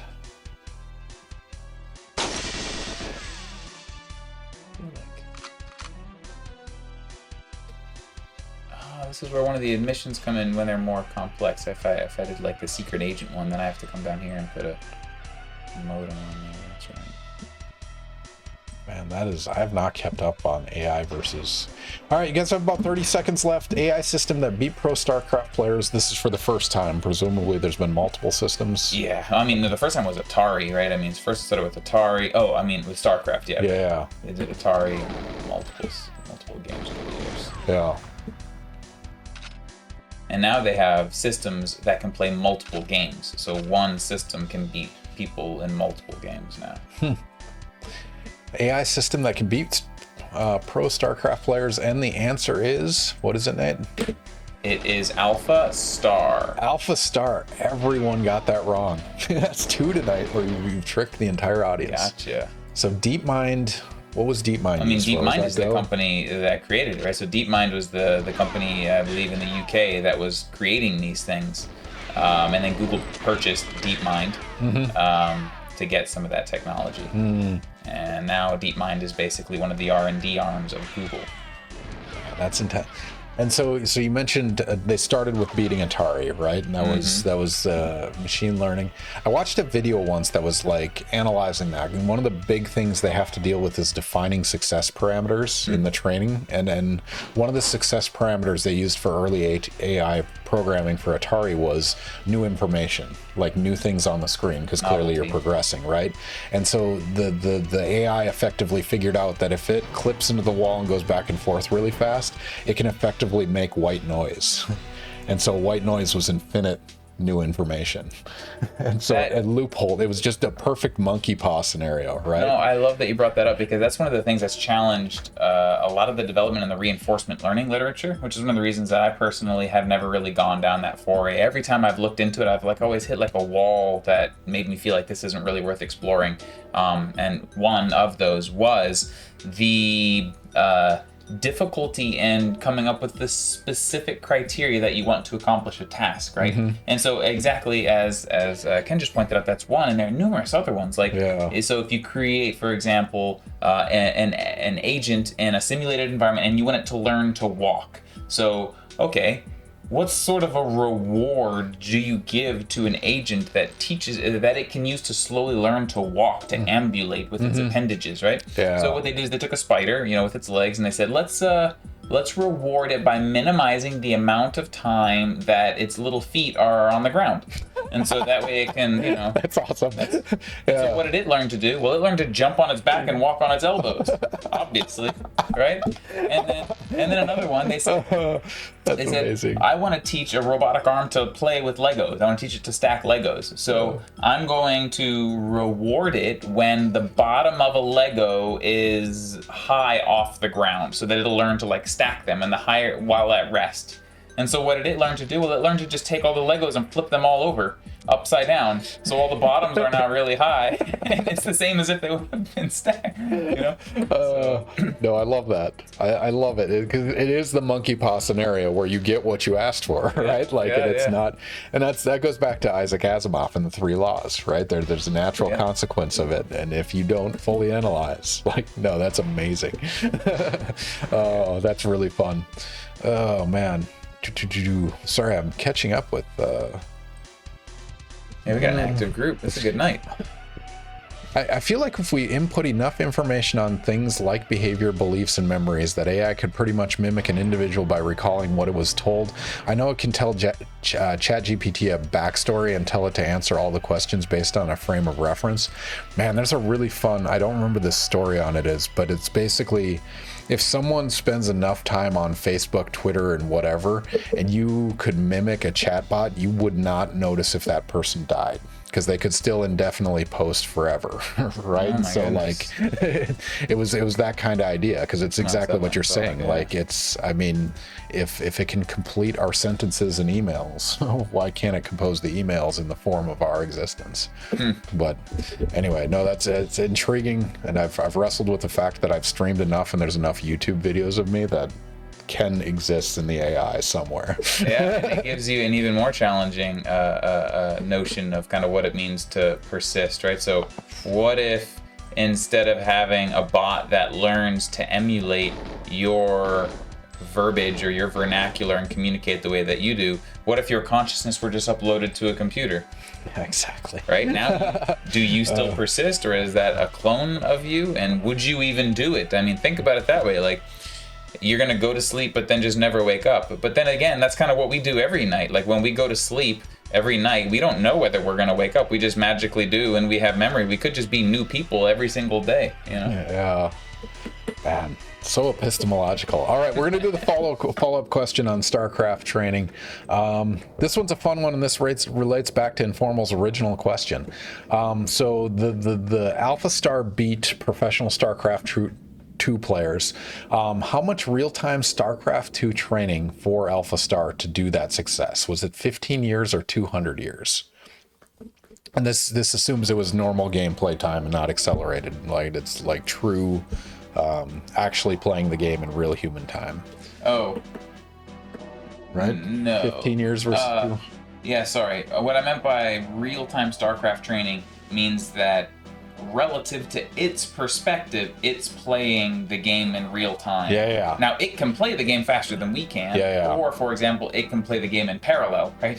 So that would be 200 years of our training time, but it's sped up a lot. Yeah. So it's actually executing real-time gameplay. Yeah, Okay. it could have done its 15 years in 5 months, for example, right? Yeah.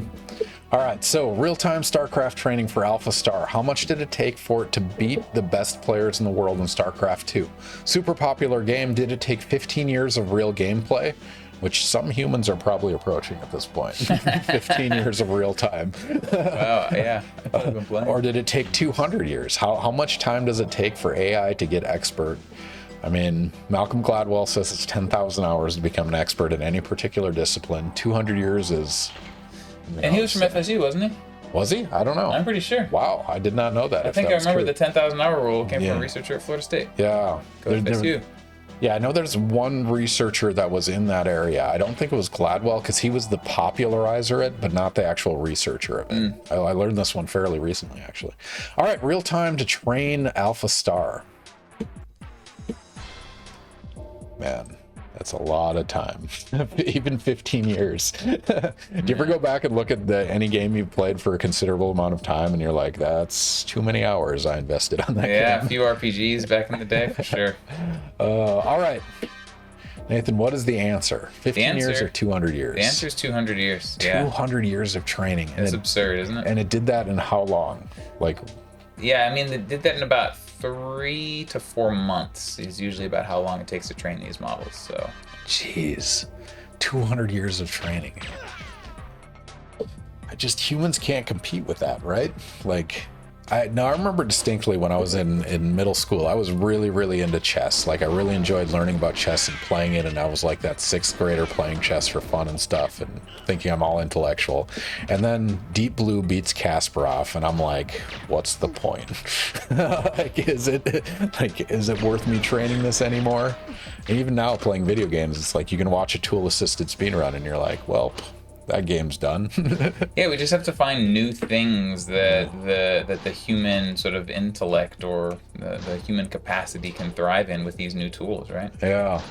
I mean, but do you ever have that where you're just like, AI, just finish that and I'm done with it? Man, that's a good one. I think I'm always trying to find the good in these things right here, right? Because we're at a very interesting point in human history where things are accelerating at rates just way beyond how we were biologically positioned to adapt to them. And, you know, even socially and perhaps even awkwardly, like even just values, like culturally with like our parents and then grandparents. I mean, we can just see such a huge chasm in values and the difficulty to connect. And that's like a standard trope that we kind of, you know, play with nowadays. But, you know, 400 years ago, that wasn't the case. Yeah. Everybody just connected because they all had the same values because things just didn't evolve that fast, right? Yeah. And so now it's not even between generations. It's literally like within 5 years, right? And the only way I feel like I'm gonna remain like relevant and happy and positive is to always have like a creative lens to say all these new things that are coming out, I'm gonna try and jump in front of it, embrace it totally, you know, wear it, make it mine, identify with it, and find a way to incorporate it into my way of thinking. Yeah. I mean, you have to be malleable, right? It's changing too quick not to be. It's crazy. All right, so that's 200 years of training to beat StarCraft players, which if you're that StarCraft player, you're like, okay, I've only played like 3 years of training, so you can have that win. You earned it, 200 years versus 3. But the question is, when it comes to machine learning, I get we want to essentially mimic human behavior, but do you think we're expecting it to learn too quickly right now? Meaning, should we treat it like a child to progress it throughout the years of adulthood in order for it to properly learn? Yeah, hang on a second, I want to answer that. I feel like that is a good question, which is being asked too early. And that's because that question falls into what seems to me to be a common maybe not misconception, but maybe misrepresentation of where we are at. It anthropomorphizes AI, and we're just not there. And I've fallen into this trap myself. Even when I describe large language models, I kind of use the development of humans as in a way to create the analogies to understand the stages of training. We do the pre-training, which is 99% of the compute. It's like children learning statistics of the environment that they're embedded in, right? And then we do the fine-tuning where we teach it about questions and conversation. So first the kid just learns to make noises and scream, but then they run up and they're like, mommy, mommy, daddy, daddy. No, I'm talking. So it learns conversations and order. And then it learns to communicate, but then it learns values, like aligning its values with humans, right? Like with our current values. So for example, certain topics are appropriate and certain topics are not. So first it just learns words and the co-occurrence of characters, then it learns conversations and order and how to communicate, and then it learns what subjects to talk and communicate about. And even though I use that as an analogy for us to understand it, and it's interesting, it isn't even remotely human in any sense, right? I mean, it doesn't keep thinking while we aren't giving it input. It's just an input-output algorithm. You give it a bunch of tokens, and then it predicts the next tokens sequentially, and then it gives you an answer. Then the system turns off. It doesn't have feelings or thoughts or consciousness or anything. So, I don't know. I feel like that's an important perspective that we should preserve and hold on to for now when we're trying to interpret and understand these technologies, is that it is not nearly as human as maybe the media has been portraying it. I mean, that's the other thing about that progression is like human brains are like growing and developing, right? They're physically changing in terms of the number of neurons in the myelin sheath, and like there's biological changes as we grow through time. And maybe our learning pathway is dictated by that biochemistry, but like Machine learning doesn't have that problem. Like, the hardware is there, right? The network already exists. It's not changing dynamically. It's one of those, again, like, yeah, exactly. No, that's a good point. Very good point. Yeah. But it's one of those, like, it's, again, we're very, like, human centric in our lens of how things should be done. And I don't know. I think it's arrogant to assume that we're the right way to do anything. Absolutely. Yep. Absolutely. So, yeah. Is it better to make it learn slowly? I mean, but it also is learning slowly, right? It's just not. I mean, it starts with you watch any of those evolutionary algorithms at all, it starts out dumb as hell, and then it gets slightly smarter, and it goes through those infantile and intermediate stages of existence. Yeah, it just goes through it so much faster simply because we can expedite its exposure, right? I mean, imagine if you could read 10,000 books a day, right? Man, that's Informal. 5 times, 100 times each book. Informal said, now imagine human consciousness going through the same concept, and their consciousness has been over 200 years, yet in reality it's only 3 months have passed. The premise of like Johnny Mnemonic. Where There's a Star Trek episode where they did exactly that. Captain Picard, food, and he went and lived this entire lifetime, and it was only 30 minutes. Boom, there it is, right back at you. Why Star Trek is the best. All right, your idea has been there, done that. Star Trek did proved it, looped it back on yourself. Now you got to go watch that episode just to see how neat that idea actually is. That was an intense episode though, because he's on his deathbed, and all of a sudden it's just like, yep, boom, I'm back. Yeah. And it's neat the way they did it, because such an experience would just transform you, and it did. Like throughout the rest of the season, that would come up, and then the flute would come up once again. He's dating some chick, and then he like plays the flute for her, and he talks about the experience being very personal. They did a good job with that. I mean, but that's like 200 years of existence in that time frame, and then all of a sudden you're back. That can only, like in reality, I can only imagine that damaging you in very severe ways. Right? Like, wild. Is that, man, I don't know. I mean, maybe, but then again, well, let's use that same analogy. Yeah. To live 90 years and then to just wake up and be 10 years old again. Would that damage us? That would just be like, oh, now I get to do it again, but I'll just be better this time. I mean, yeah, maybe. I don't know.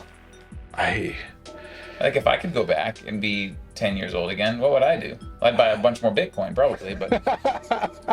Exactly. And get out of Twitter stock before Elon takes over. Oh, man. That's fun. Good questions, yeah. It was also explored in an episode of Rick and Morty. Oh, yeah, no, absolutely. The video game. Have you seen Rick and Morty? Oh, man, way too many times. Just I love that absurdism. Show. Wait, remind me which one? Oh, yeah, the video game. Yeah, where he plays Roy, or what was his name? Was it Roy? I think it was just Roy. The carpet salesman? Yeah. It's just Roy. And it's just a normal, mediocre, nothing like but he lives it through completion. I'm so glad it happened to Morty, too, because he's just the perfect puppet to do that experience. And then they had, have you kept up with all the way through the latest episodes? Oh man, maybe. I don't know what's the latest season. I don't know, maybe like season 4, season 4 maybe. I think I'm up to date. There was one lately, one of the recent ones where they got trapped inside of it.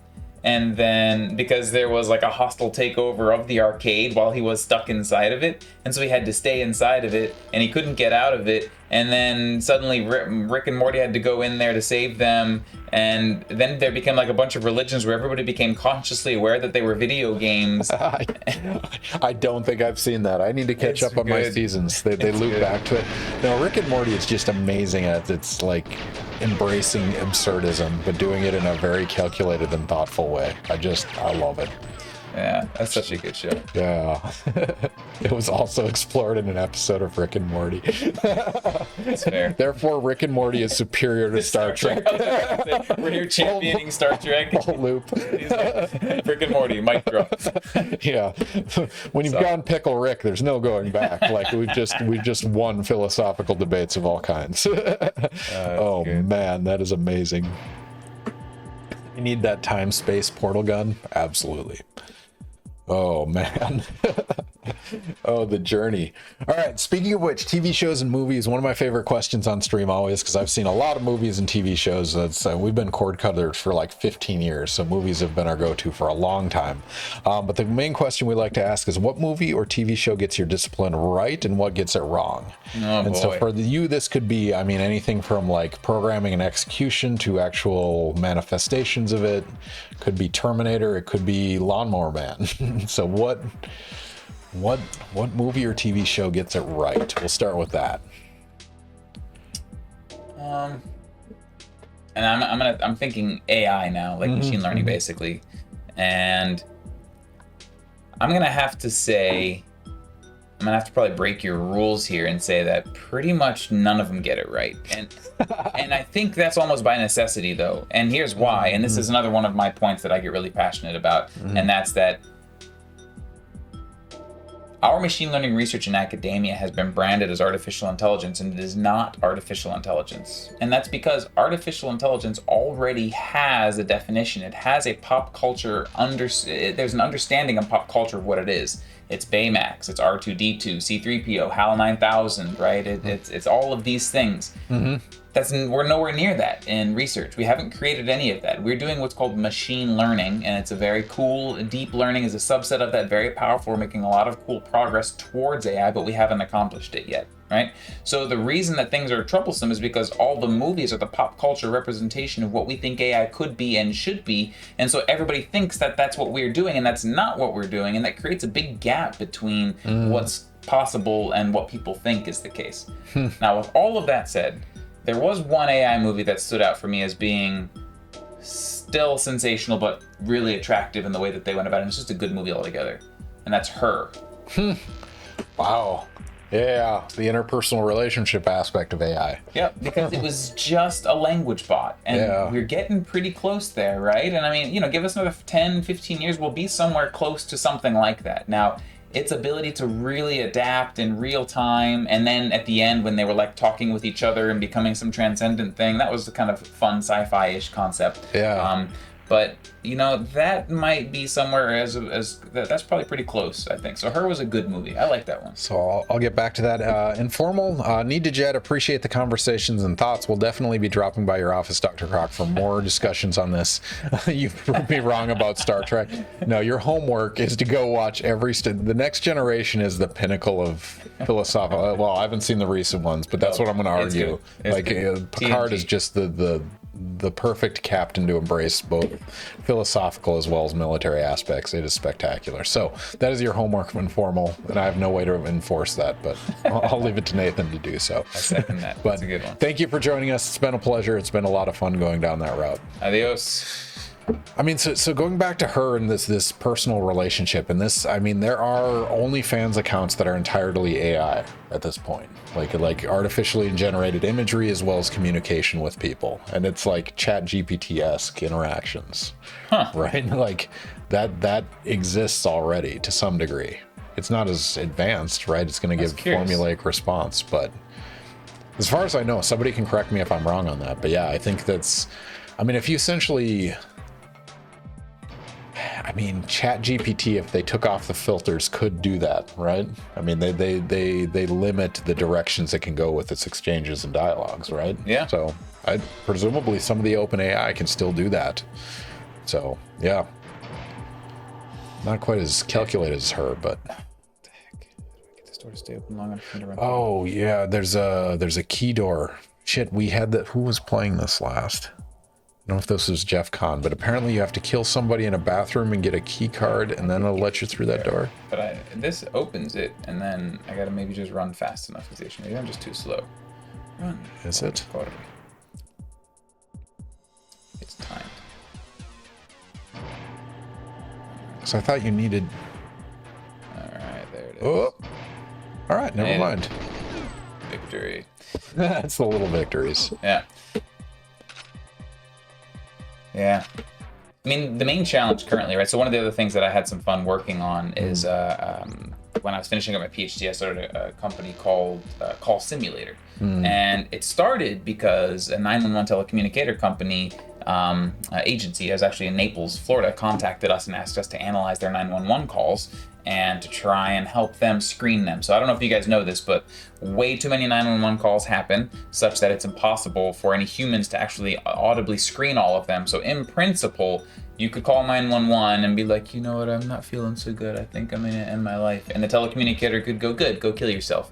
And and no one would know, and you kill yourself and they wouldn't get in trouble because there are just way too many calls for humans to screen. Yeah. So our job was to create an algorithm that would screen them automatically so that we could help them find these calls and listen to them. Now, while doing that, we became very familiar with the domain and the practices, and we created a speech-to-speech simulator that helps train telecommunicators in any discipline. So 911, there are other companies whose names rhyme with Horizon that are, working under contract and big name companies that are using our technology. So, for example, here in Tallahassee, if you call 911, the telecommunicator that answers your call is going to have been trained on our platform, right? Wow. Now, one of the big challenging things in this whole notion of like speech simulation, where somebody talks and then you hear audio back, is going from speech to text, from text to meaning, from meaning to generate new text, and then from text to generate new synthesis, new audio, and then stream that back. That whole pipeline, all of those machine learning algorithms are big and expensive, and as a consequence, getting the latency right such that the conversation flows and is at the order of the scale of humans. Like you're responding to me in real time. Our systems can't do that, right? And her got that done. So that's a big hurdle for us. No, that makes sense. A big hurdle for us. I like it. All right, so her is the one that got it close, or at least got it right-ish. What's your most egregious example of getting it wrong? What's the one that makes you cringe the most? Oh boy. What was the Johnny Depp one where he was uploaded? You know what I'm talking about? Yeah, that was in, not Inception,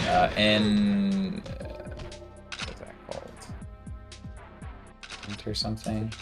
Transcendence. Yeah, so that was basically like human consciousness, right? Yeah, uploading it. Yep. Yeah, and that was that was just sci-fi. That's fair. Yeah.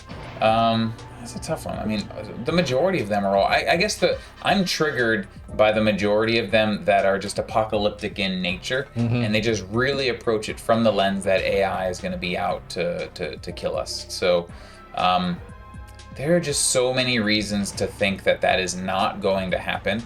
And even if it were to even come close to happening, we would have numerous mechanisms and safeguards to mitigate it and help ensure that things like that would not be quite as harmful as we think.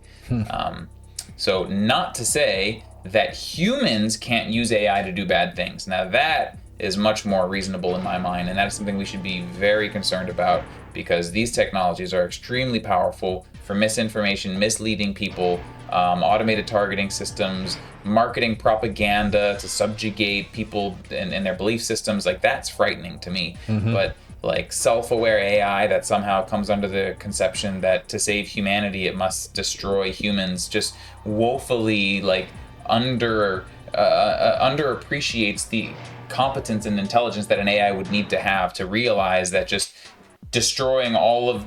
Clearly humans created you so that you can help stop global warming or something like that, so that humans can survive.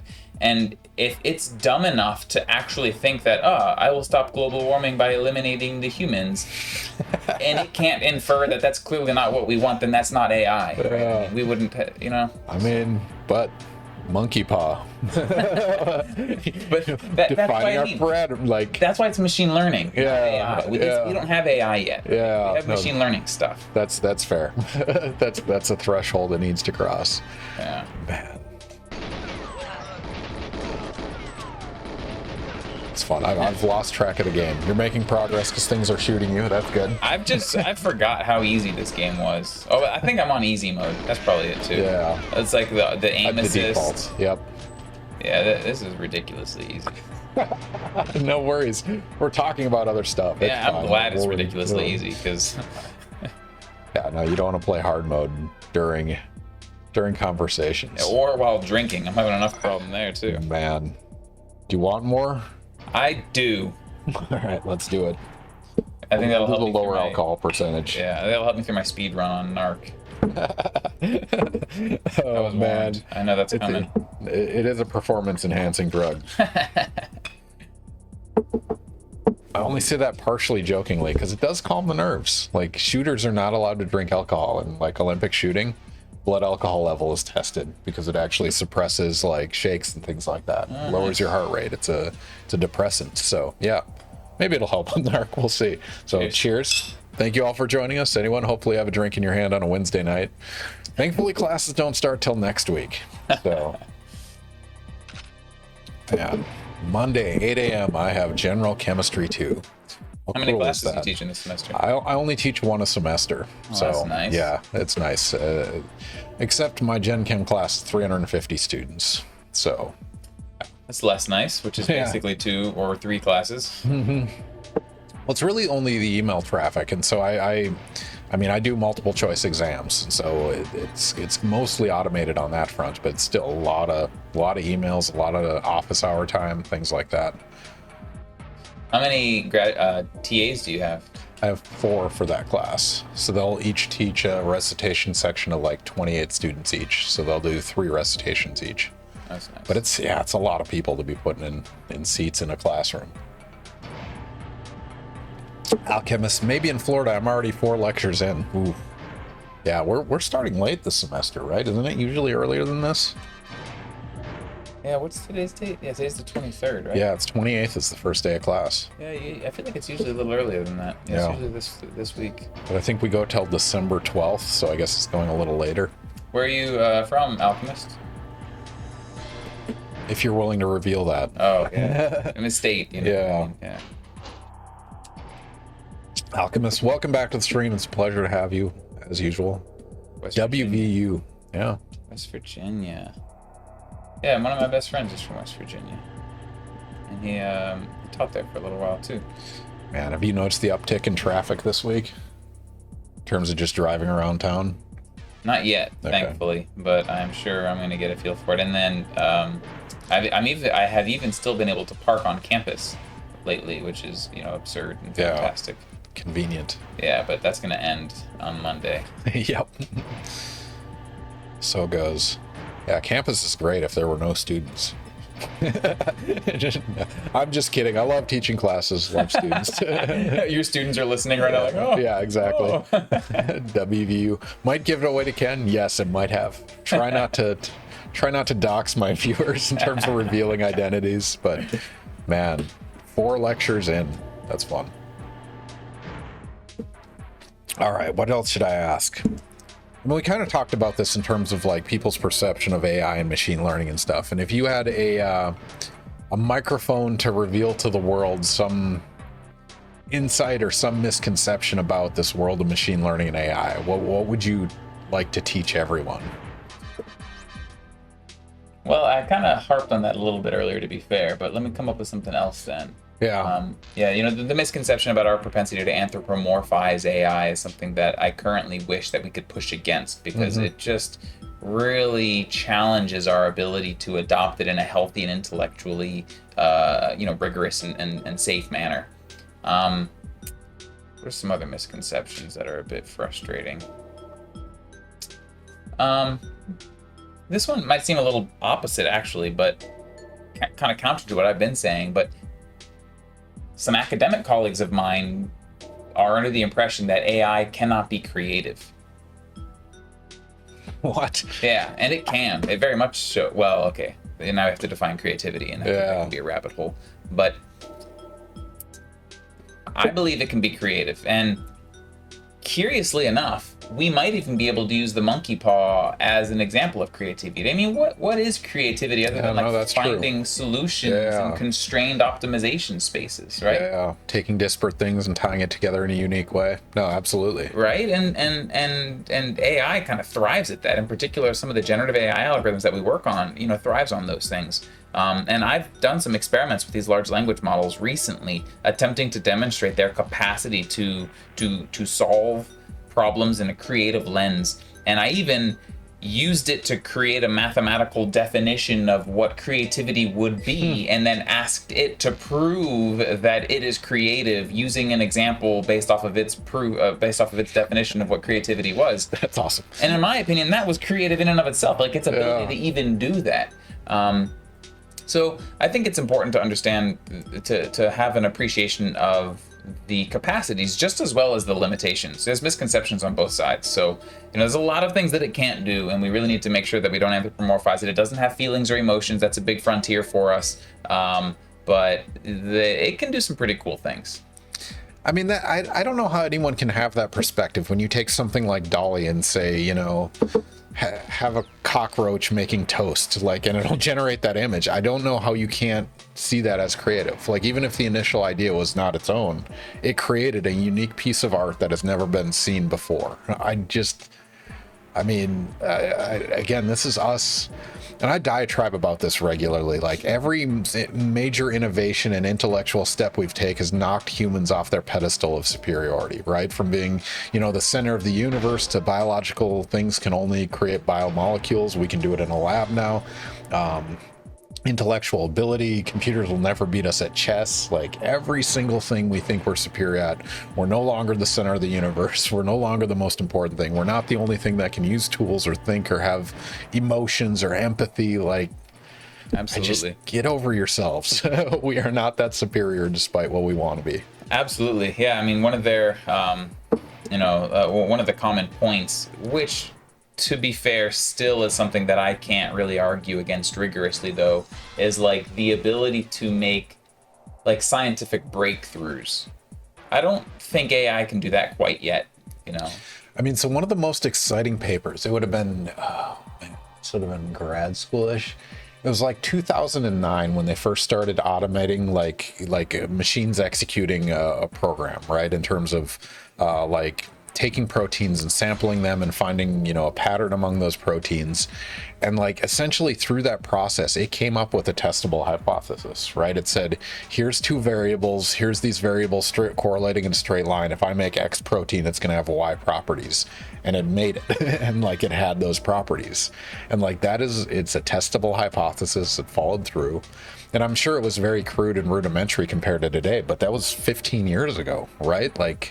There is hypothesis-driven science being done by AI, right? Yeah, that I agree with. I think the position that kind of was presented to me was a bit more along the lines of more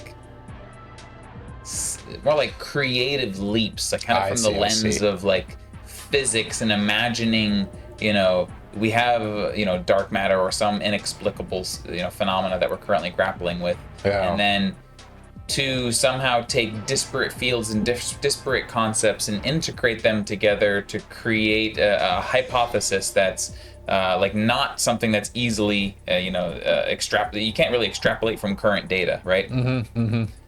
But then again, that's just... it's just a bigger data. It's just a bigger version of that, right? Yeah. Yeah.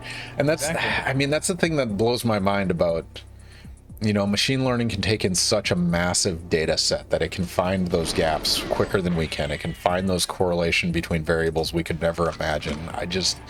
I refuse to belittle its creativity on that front. Cuddle Puppy, welcome back. Always a pleasure. Regular of the stream. Cuddle Puppy is our professional troll. Was Ken created by AI? Nathan, can you in fact verify I am real? Well, I don't know about that. I feel like we need to come up with some sort of a human, and that's going to be a thing that's going to come up too. Is how are we going to start being able to determine whether certain things are AI or human, right? Yeah. In fact, Sam Altman, the guy from OpenAI, is attempting to do that by creating these world coins. Have you heard of that? It's this it kind of scares a lot of people because basically you have to give your biometrics and get a unique identifier for you based off of your eye scan. And people don't like that. But it's his attempt to basically say it's true. We're going to start living in a world where agents online can be humans or AI, and you need to verify and validate that your humanness. And so you can just give them this world coin ID. So, but yeah, Ken's human. For the most part, Cuddle Puppy. I'm still waiting for a deep fake video of Ken. I mean, and yes, my family invented the crock pot and the Crocs, both the shoes and the pot. That's correct. Which one are you more proud of? The Crocs, because my wife loves them and wears them all the time. Has Ken passed a CAPTCHA test? I have not. Oh, I love those. Oh, Mez, welcome back to the stream. They have requested take a drink, so internet points are being spent. Cheers, Nathan. You're in the middle of getting shot. Well, it'll make getting shot hurt less, so thank you for that. Mez, thank you. Hopefully you have a drink in hand. Cheers, celebrating the last week of freedom before classes start next semester. Oh, man. So 350 students. One thing I learned very quickly, so I have a syllabus day lecture where I just go into, here's why we're doing the class. I don't go through chemistry at all. Just like, here's what we're doing, here's why we're doing it. And one of the slides I close with is like, do you have a question? Follow the following sequence. 1, check the syllabus. 2, Google. 3, email a TA. 4, show up to office hours. And 5, email me.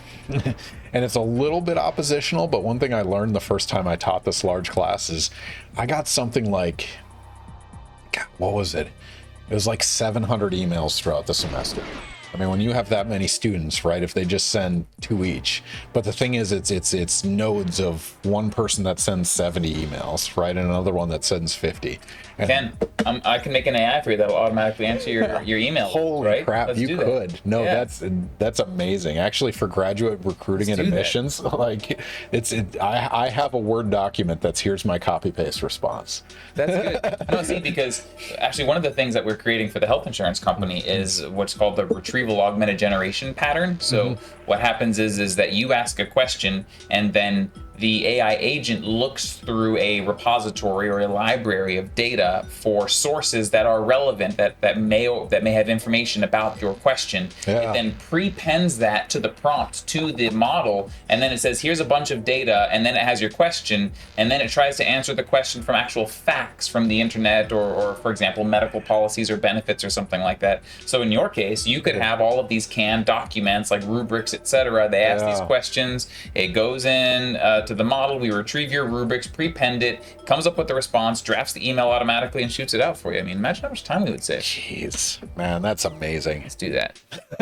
That's actually a relatively low lift, I'm going to be honest with you. I mean, man, your skill set is going to become more and more important, right? I mean, have you seen that over the last decade? Is it blowing up in the way I think it is?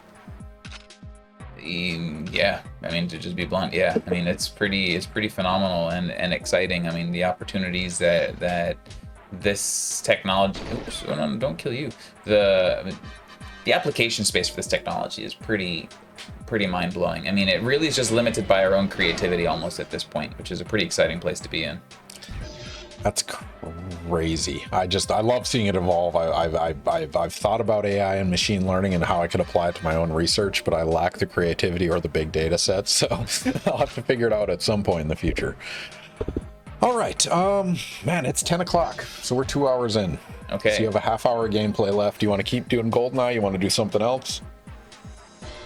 I'm going to finish this level, and then I'm going to go blow up some AI. What do you think?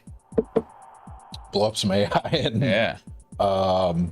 in Bomberman. Yeah, Bomberman 64. Technically, those are little AI. No, agents, that's right? true. I mean, AI is used generously there. It's a bit of a compliment, to the engineers of Bomberman 64. Much closer to a toilet feedback loop than it is a human, but so it goes. I was like, AI, like, which game are we playing next? No, Bomberman 64.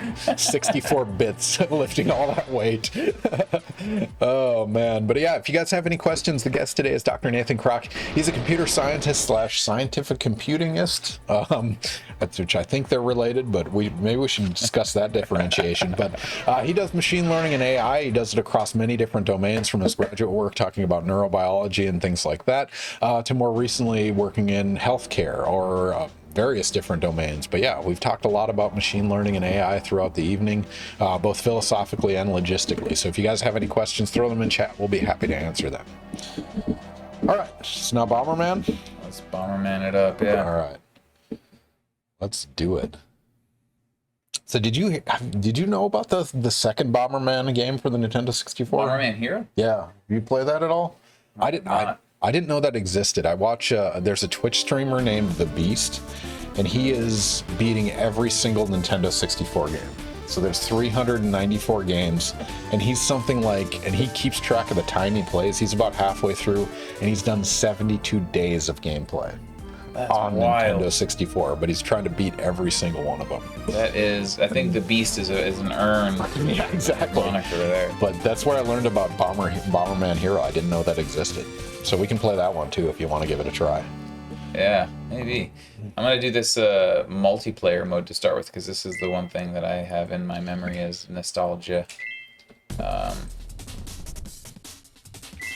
right, Cuddle Puppy. What progress is being made in the ethics of AI and building morality into AI systems? The sci-fi trope is that AI decides the way to end human suffering is to end humanity. And how will we avoid that?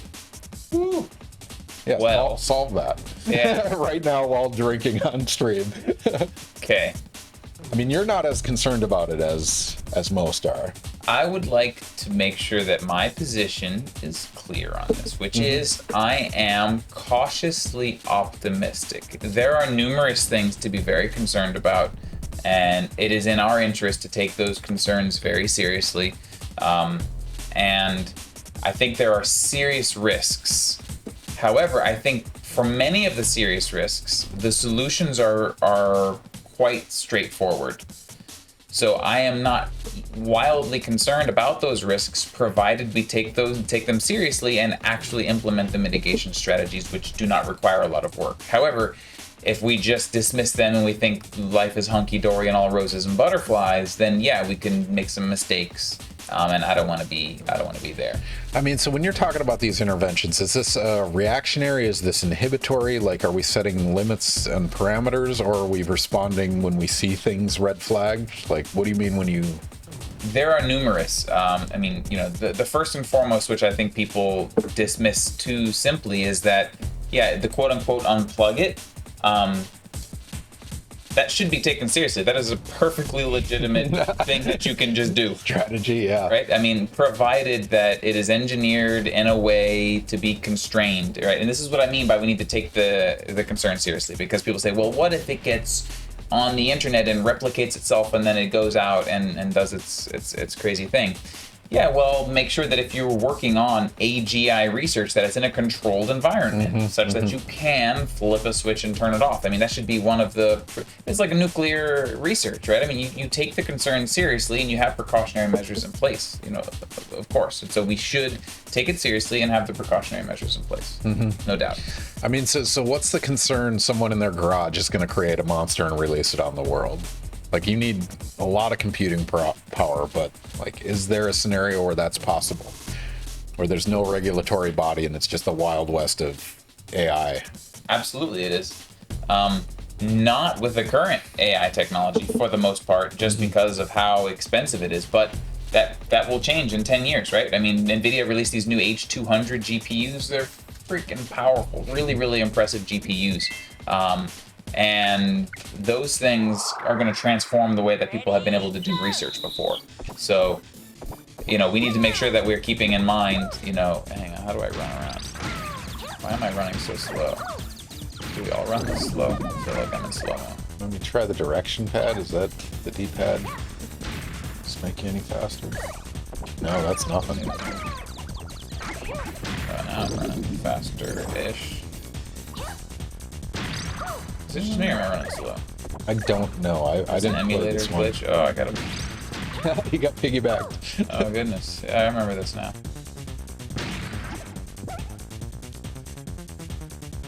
Oh, jeez.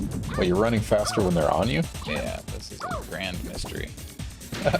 Yeah, I apologize. I don't play this one much. No, no worries. All right, Go Haku. Isn't the universe a hologram? Whoa. Yeah. We'll save that for the physicists. We went there, huh? Yeah. All right, no, sorry. Yeah, so I mean about the mitigation strategies, you're trying to keep things safe, right? So obviously the first and foremost implementation, the first and foremost mitigation strategy is what we do during implementation, right? But then there are numerous alignment strategies and techniques. This is a very active area of research, which we take very seriously in the health insurance space, right? I mean, any sort of AI systems that we implement, any that are quote unquote sort of an autonomous or an agent in its own capacity, its values, which is a very anthropomorphic term to use, and I apologize, but need to be aligned with ours. And so there is a whole reinforcement learning with human feedback and constitutional AI alignment phase of model fine-tuning that goes into place after the models have been created to ensure that they conform to our values and to our standards. And I want to make it clear that this isn't a thing that it like has an opinion about. Like, I'm not taking it into a room and saying like, we want you to behave this way, and then it can like choose not to do that. No.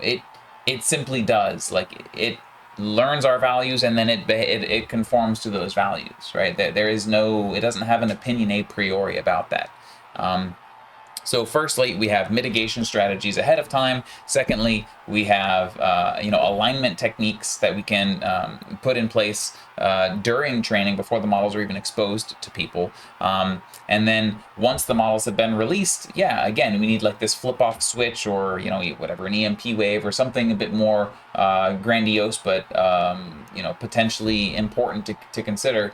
And as long as we take the risks seriously, and as long as we implement mitigation strategies, I am just not as worried. I think I am much more worried about humans using AI to screw with humans than I am about AI screwing with humans. The 2024 election cycle is going to be interesting. Are you as terrified as I am? That's the thing to be highly concerned about. Yeah. There's a Twitch channel that has Biden and Trump debating each other, but it's like they respond to the chat comments in Twitch. And so it's like a real-time image generation plus, I don't know what they're using to generate the text, but it's like, cuddle puppy, you said blah, blah, blah, but that's complete horse shit. And it's just Trump and Biden going back and forth. It's pretty entertaining. It's pretty... What's going on? No, I'm listening to what you're saying. I mean, that just sounds wild. Like, I don't know if it's... I mean, it could be pre-programmed. I don't have any idea. All right, Big Spooky Skeleton. I'm an avid follower of Thab's every N64 game. Yeah, what a journey. 72 days playing, and he's only halfway through. But he played everything. Have you seen Superman 64? It's just the worst game for the Nintendo 64. And he beat it. He just committed to beating just terrible games. All right, Big Spooky Skeleton, watching live for once, just tuned in. It's great to have you back. It's always a pleasure. I'm glad you could join us live for a stream. I can generally write code that is janky and slow, but works. How do I learn how to optimize code? Oh, I'll tell you. It's called Claude or GPT-4. Love it. In fact, I use it for exactly that. Or you can get the ChatGPT plugin, right? GitHub Copilot for Visual Studio Code, right? So basically what I'll do is I'll take my code, I'll put it into, basically you just make a first pass on your code. Don't think very carefully about it. Just get it out, get it done, get some function that works and gets your output. Really inefficient implementation, O of n squared or something like sloppy or O of n cubed. Then go ahead and take your algorithm, put it into Claude or put it into GPT-4 if you have it, and then say, please provide an optimized version of this. And in particular, you can actually ask it to optimize it in a particular way. Optimize it using PyTorch or TensorFlow GPU accelerations, or optimize it using OpenMP, right, or MPI or something, like parallelize it, etc., right? And it will go ahead and parallelize your implementations for you. And then once it's done, obviously study it. Okay, don't just copy it and paste it, and then you learn. So if you want to learn how to do it, ask someone who knows how, which is an AI assistant, and then it'll do it for you. Learn, study it, and then ask it questions about its implementation. Even better, I noticed you chose this here. Why didn't you choose this? And then it will provide explanations for you. It's a great tool. So, I mean, along those lines, in your experience with, implementing the algorithms, like, sometimes there's outlier data points that just exist. And this could be everything from processing a 911 call to, like, what's the craziest, like, it took a right turn that you never expected. And what I mean by that is these monkey paw scenarios, right? Where it just goes and just does something crazy, like clips out of the boundary of the game till it's white noise. Like, is there an example of that in your experience? And with regard to like the algorithms are like myself that I have been writing, or you mean like when I've asked it to modify my code and then it modifies? I'll go with either. Like, is there modified code that just did something crazy that you never expected? So yeah, for sure, right? That's a great point, right? So for example, in GitHub Copilot, one thing that you can do is you can actually ask it to generate, 3 or 4 responses, and you can scroll through and look at all of its responses and choose the one that fits best. So it's not always going to be 100% correct, but it's almost definitely going to be more correct than what you would have gotten on your first attempt on your own, right? One of the things that we're actually doing with these models is we're putting them in REPL loops. So you can basically read, execute, print, loop, right? So these models can, while answering your question, it can write code, execute the code, take the output from the code, and then take that into consideration while generating your answers, right? And these are called LLM agents. And models like that are able to sort of learn from their mistakes. So if it writes code that doesn't work, you can say, actually that doesn't work. Can you check that again? And then it'll execute it, see what the error is, and then be able to correct it on the fly. For those of you who have the $20 subscription to OpenAI with the GPT-4, you can have the code interpreter plugin. You just upload an Excel file and ask it a question. It's basically an AI data scientist sitting there for you, and that'll just write code to read in your Excel file, analyze it, do some exploratory data analysis, and it's all right there for you. So, what's the wildest thing that I've seen? That's kind of tough to say. I mean, usually I don't really explore things that are kind of like on the fringe. I just kind of throw them out until I get something that works. But I'm gonna keep, fair. Yeah, No, that's fair. Yeah, but I'll keep my eye open for that. I mean, it's one of those things like I've seen this in chemistry a lot where they're applying machine learning and things like that. And they're like, okay, let's look at trends in behavior. And all of a sudden, you get a periodic trend on the table, right? Because the periodic table has very specific behavioral patterns. And then it throws like francium in there for some reason, like one of these rare lanthanides. And it's like, those are the terrifying events, right? Because they could just be nothing, or they could be, who knows, the monkey paw scenario. Yeah. So if you don't know how it thinks, I don't know. It's too clinical. Cuddle Puppy, I've considered writing a script which is a near future thriller about deep fakes, but I have no idea where to start.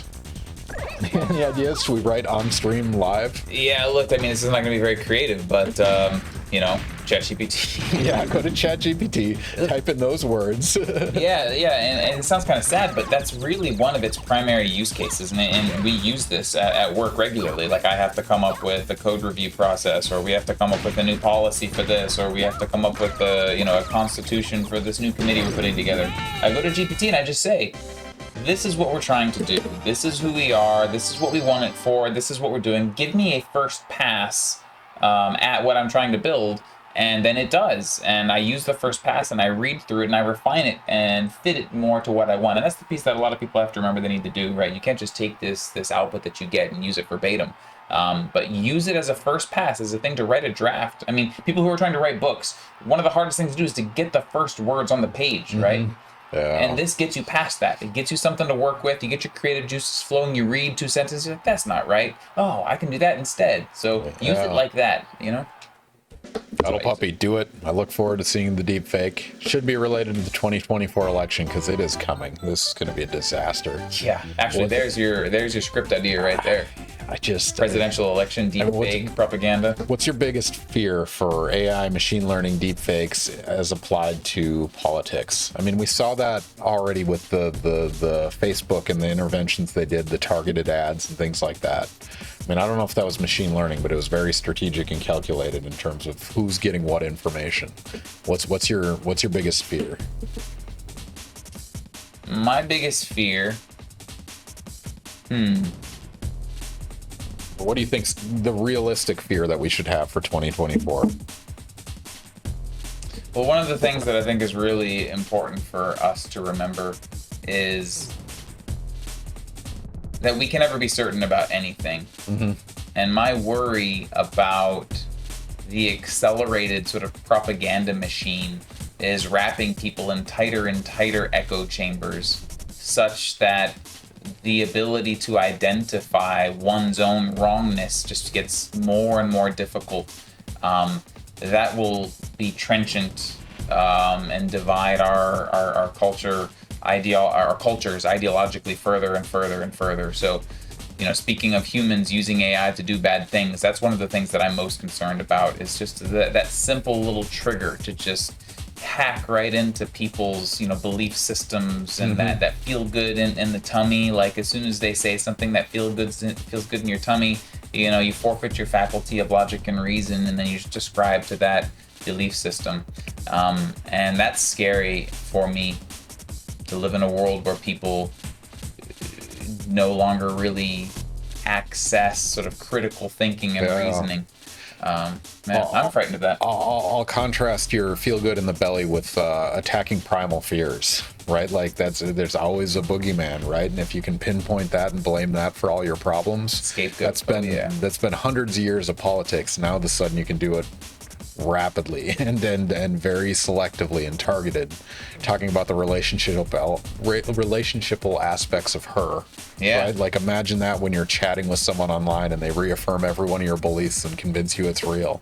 Yeah, like that's terrifying. I just saw, I don't know what it was, Instagram, Twitter, Facebook, who knows, you know, some posts. Yeah. And there's a law passed in God knows California. I can't remember the exact details. Not decriminalizing, but like maybe 30 days prison or something for theft under $950, something like that. I can't remember exactly what it was. But long story short is they lowered the crime, the penalty that you would get for doing a certain level of petty theft. And what happened in the video? The video was a bunch of individuals running into stores and robbing stores and running out of the store, and then saying, this new law that was passed has now encouraged everybody to just do mad runs on all the stores and rob all the stores. What a terrible idea, right? Yeah. And the first thing that comes to my mind is, when were these videos recorded? And what did the robbery look like before these videos were recorded? And how can I even be remotely sure that this causal implication that you're trying to put in my brain is actually true? You want me to think that this increased robbery, which may not even be increased because who knows what happened before, is somehow causally related to this law?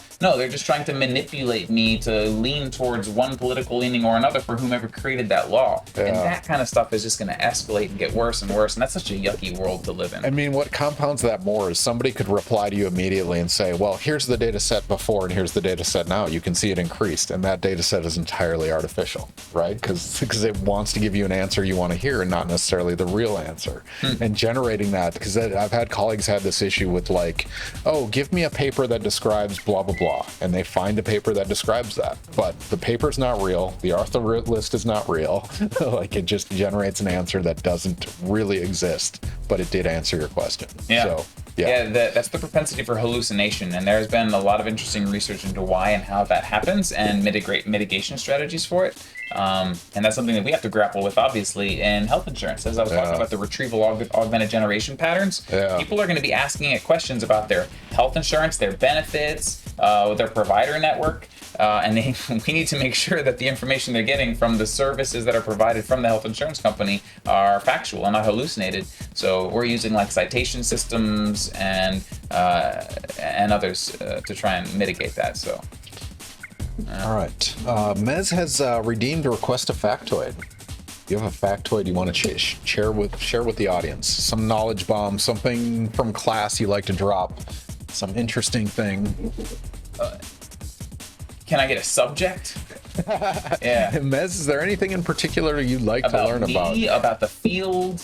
I would go with the field, as interesting as you are. Your expertise. Is that what they mean by that? Yeah. So factoid usually is like, you know, a shrimp has 12 optical receptors in its eye kind of thing. Like, what's a little tidbit of knowledge that someone you like to share that most people wouldn't know but is interesting nonetheless? Interesting. And Cuddle Puppy starts all her books with, "You can derelict my balls." Oh, Zoolander, classic. Thank you, Cuddle Puppy. Anyway, yeah, factoid. What's a curious factoid, huh? I mean, so in the AI space, maybe somewhat less of a factoid. I mean, it's not going to be an actual fact, but I think it's a piece of information that is really important for anybody who's actually considering science or academia and seriously. 50 years ago or so, if you wanted to be a scientist, you wanted to be an academic, that basically meant that you needed to be at the frontier of human knowledge, right? And you were asking questions, philosophy. What does philosophy mean? Philosophy means you question sort of the foundational assumptions of the current state of knowledge. And a long time ago, that would mean that you needed to remain at the frontier and continually push at it. And to remain at the frontier means that you needed to stay abreast with the type of information that your colleagues are working on, as well as you and others. And, maybe there'd be 10, maybe 20, pretty significant publications every week. And you might read, 2 or 3 of them, skim the abstracts of the other 3 or 4, just kind of remain familiar with what's going on in your discipline.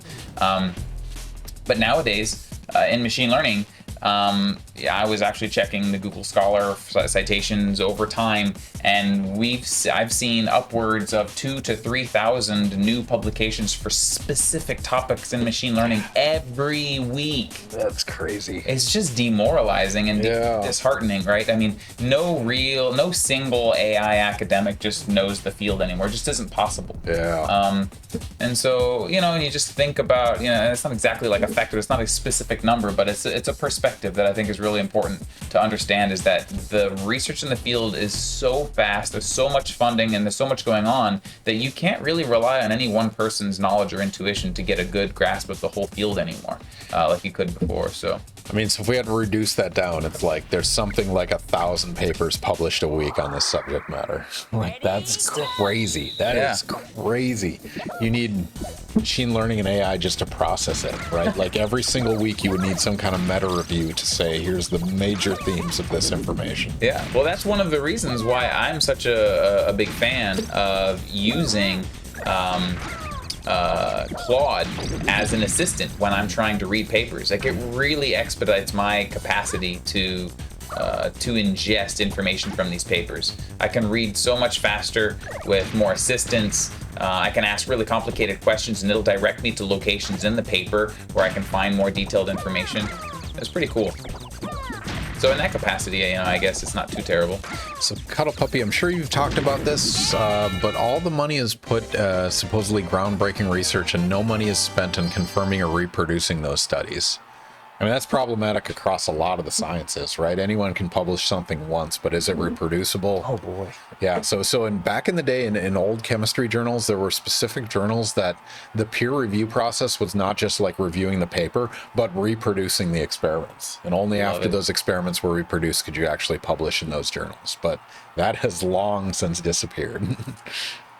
Yeah, the good old days of rigor and truth. I mean, especially in the social sciences, Cuddle Puppy, sounds like maybe you're somewhat sarcastically hinting at the publications that have come out maybe over the past 10 years, demonstrating how in the social sciences, somewhere upwards of like 50% of accepted findings in the social sciences are not reproducible, right? And that's really concerning, for sure. Yeah. And I think that's our own fault as an institution, getting wrapped up in what we talked about earlier, the politics and the bureaucracy and the money and the funding, and not Publish or perish. really staying true to the purpose of science and finding the truth. Yeah.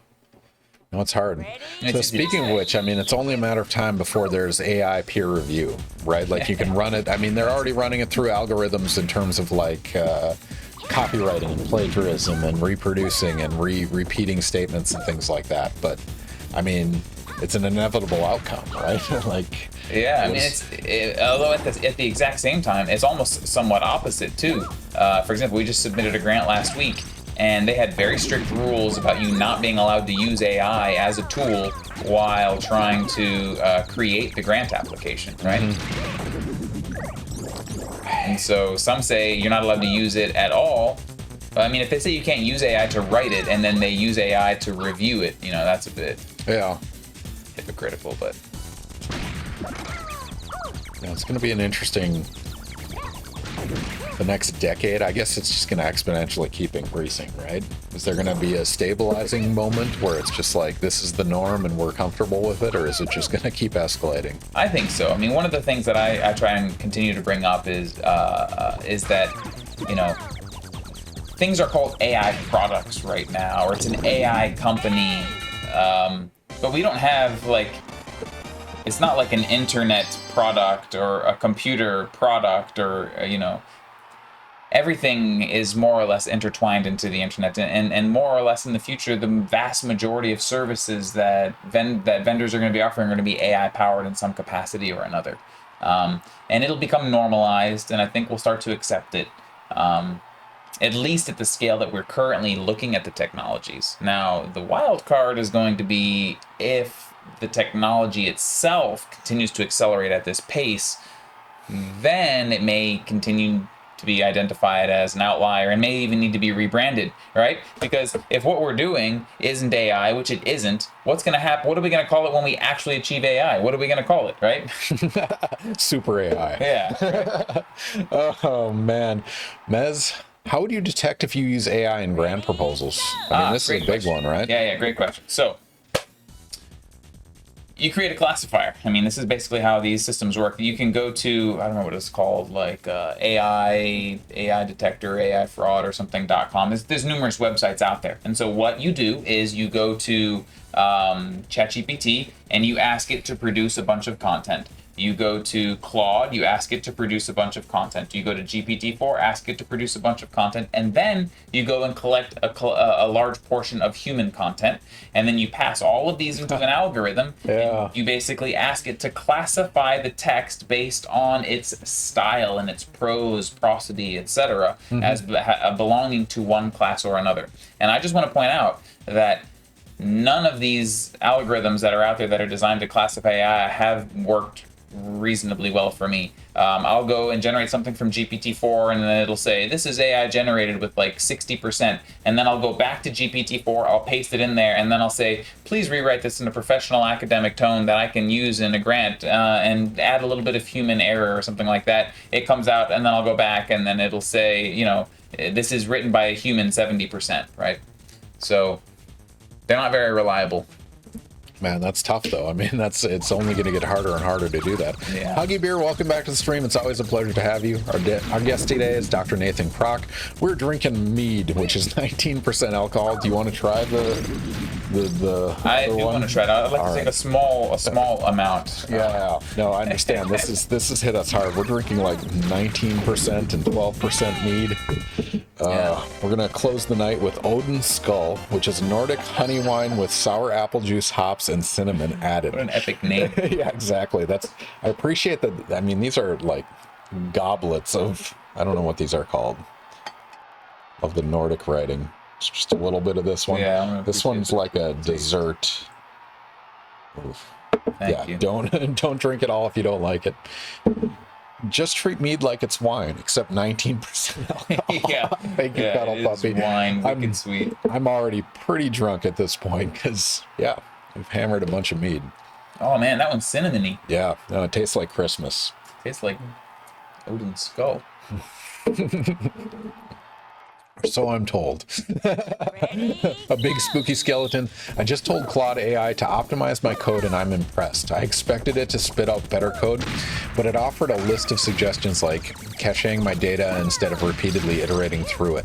That's fun. This is the person that asked about it earlier. They already implemented it a half hour later. Yeah, thank you for doing that. That's actually really cool. Yeah. Rewarding. I'm glad you found it helpful. I mean, so is it worth the $20 a month for the upgrade to Chat? Yeah, for sure. GPT or GPT-4? Yeah, for sure. GPT-4, it wildly outperforms. Okay, so ChatGPT 3.5 Turbo is a 175 billion parameter model that was trained on about 3,000 tokens. It's pretty impressive. GPT-4 is... Oh no, I'm gonna die. Oh, But we're gonna use this as your factoid because Huggy Beer requested a factoid, so we're gonna use the factoid, the difference between ChatGPT and GPT-4. Sorry, go ahead. So reiterate that. Okay, good thing I died. Oh, I didn't die. I won. How did I win? I don't even know what's going on anymore. It's Odin's skull. Odin's skull. It's pulling me through. So GPT-3 came out as a 175 billion parameter language model. It costs, I don't know, what was $10-20 million or something like that to train. Very, very expensive model. its limitations is its scale. So earlier you all might recall that we were talking about the emergence of these large language models and the type of capabilities that arise as we scale the size of the model. And one of those emergent properties in particular is cognitive reasoning capabilities. And so GPT-4, that model in particular, has been associated with close to what is called like AGI capabilities, right? And so what are the scaling principles that gave rise to that? Well, GPT-4, although this isn't official, this was actually there is no official on this. OpenAI won't release it, but there are tweets from people inside of OpenAI and Facebook who've all sort of pulled the curtain back on this. It's 220 billion parameter models that were all trained on slightly different data sets to have different expertise and focuses that are then combined together to create a mixture of experts model. Wow. Right? So GPT-3, wow. One single 175 billion parameter model. GPT-4 is 220 billion parameter models that are mixed together into a mixture of expert model. And like you casually notice that in your engagement, like when you just type into it, you can feel the difference. Holy shit. Yeah. Now Claude is from Anthropic, which is a competitor of OpenAI, which was actually created by an old, somebody whom I'm a big fan of that I met at Google and been following their work for a while. Chris Olah. He's pretty cool. And so I like their work. He's always been focused more on like research and actual open AI, not a company called OpenAI. That should be called closed AI, if you know what I mean. And open-ish AI. Open-ish. There it is. Approximately open AI, plus or minus open. Yeah, so there's your factoid, and that is why you should use GPT-4 instead of GPT-3. There it is, a big spooky skeleton. Is it worth buying it at $20 a month or renting it, I guess, membership? For me, it is, yeah. Oh, there's your win. Congratulations. Hey, victory time. So right. has it. I gotta. It's time for NARC. Are you ready for this? Am I ready? I'm optimistic. You're a bit of a gamer, so I'm optimistic you're gonna do this fairly fast. So our times range between 17 minutes and 40 minutes. So I put you at somewhere on 20-minute mark is what I'm guessing. All right. We'll see how this unfolds. No pressure. Yeah. Maybe maybe Odin will help me. Couldn't hurt. It can hurt. All right. We are going to transfer over to NARC. All right, are you ready for this? The Crippler Nintendo controller. So you grew up, you were probably Super Nintendo was your first system? We got Nintendo. You had a Nintendo, okay. I had a Nintendo, yeah, for sure. Zelda, big game. If he doesn't get it in under 10 minutes, he's not a real gamer. Source, I have record, no life. The record's 9 minutes and 4 seconds. That's what it means to be a real gamer? Nope, I was late on it. There we go. So I walked Nathan through the controls earlier, so I'm not going to do that again. But anyone that's not familiar with it, shoot things, walk right. Or just walk right. You don't have to actually shoot anything. Just make AI play this. Oh, that'd be interesting to see if AI can beat the human records. Yeah, we've done a tool-assisted speedrun that's 8 minutes and 44 seconds, so 20 seconds faster than humans. But yeah, if you guys have any last-minute questions, we have about 25 minutes before the end of the stream. Nathan's happy to talk about AI, machine learning, applications of big data and how you process big data, philosophical meanderings on the implications of this new technology that we're all living in. Throw your questions in chat. Except the part where he has to walk left. True, we broke all AI with NARC. You can't just walk right. Occasionally you have to walk left. Oh man, this is much sweeter. Seriously. Like this is and I like the cinnamony kick to it as well. I found that pretty nice. Yeah, Total Wine. They have a section in the back corner, and I found the Viking Blood back there, and this was sitting next to it. I'm like, sure, let's try two. Yeah, why not? Next time you're on, I'll have goblets. We need like Viking helmets and goblets to be drinking. They're like antlers or horns. Yep, classic. You might have to buy a couple of those, because to do it in real good fashion, we're gonna have to like throw the glass down, smash it on the ground. Oh, delicious! I'll have another. Oh, I like it. Oh man. All right, so one of the big ones we like to ask as well, besides the TV and movie one, is if you had unlimited resources and no moral qualms, what experiment study would you do? And so this could be unlimited computational resources, generating a computer, using computers that are available. Holy shit, that was a quick green card. So get the swipe. So that's RNG, random number generated drop, and you got lucky. Well, Odin, I'm telling you, man. Yeah, Odin's looking out for me. It's on your side. Infinite resources. And no moral qualms. And no moral qualms. That's just awkward. I don't even know if I can do that in my imagination. Well, what's really important to me? What are the things that are important? The things that are important to me are when humans have the ability to identify their own sort of shortcomings and be aware of the differences and the differences in ideas and the limitations of their own knowledge. So we're gonna jump in that car and stay on the bottom of the screen. Tap it. There you go. And you'll run into bombs, but that's fine. You just saved yourself. Oh, that wasn't bad. You almost missed those. Nice. Sorry. Am I supposed to miss those? I mean, if you memorize the entire pattern, yes. But you're playing this for the first time. Okay, so I'm not gonna beat 9 minutes. No, probably not. I'll be impressed. Right, so any sort of an experiment that I could do. So, I don't know, I mean, I think I'd like to just take a whole bunch of people and throw them into some rooms where I can begin experimenting with like their belief systems and how and why they believe what they believe and how they change their beliefs relative to other people, and really understand that system, because I think if we as a society had a better understanding of that sort of subtle social engineering, I think we could probably do a lot of really good things and steer ourselves in the correct direction. It's sort of like more like a high-level emergent intelligence. You know, I think we like to call intelligence the single thing that an individual human has, but you know, as we talked about earlier, Michael, Lewin, the researcher, defines intelligence a bit more loosely on a continuum, and everything has a different level and type of intelligence, and even our own human level intelligence. I have to kill these guys, don't I?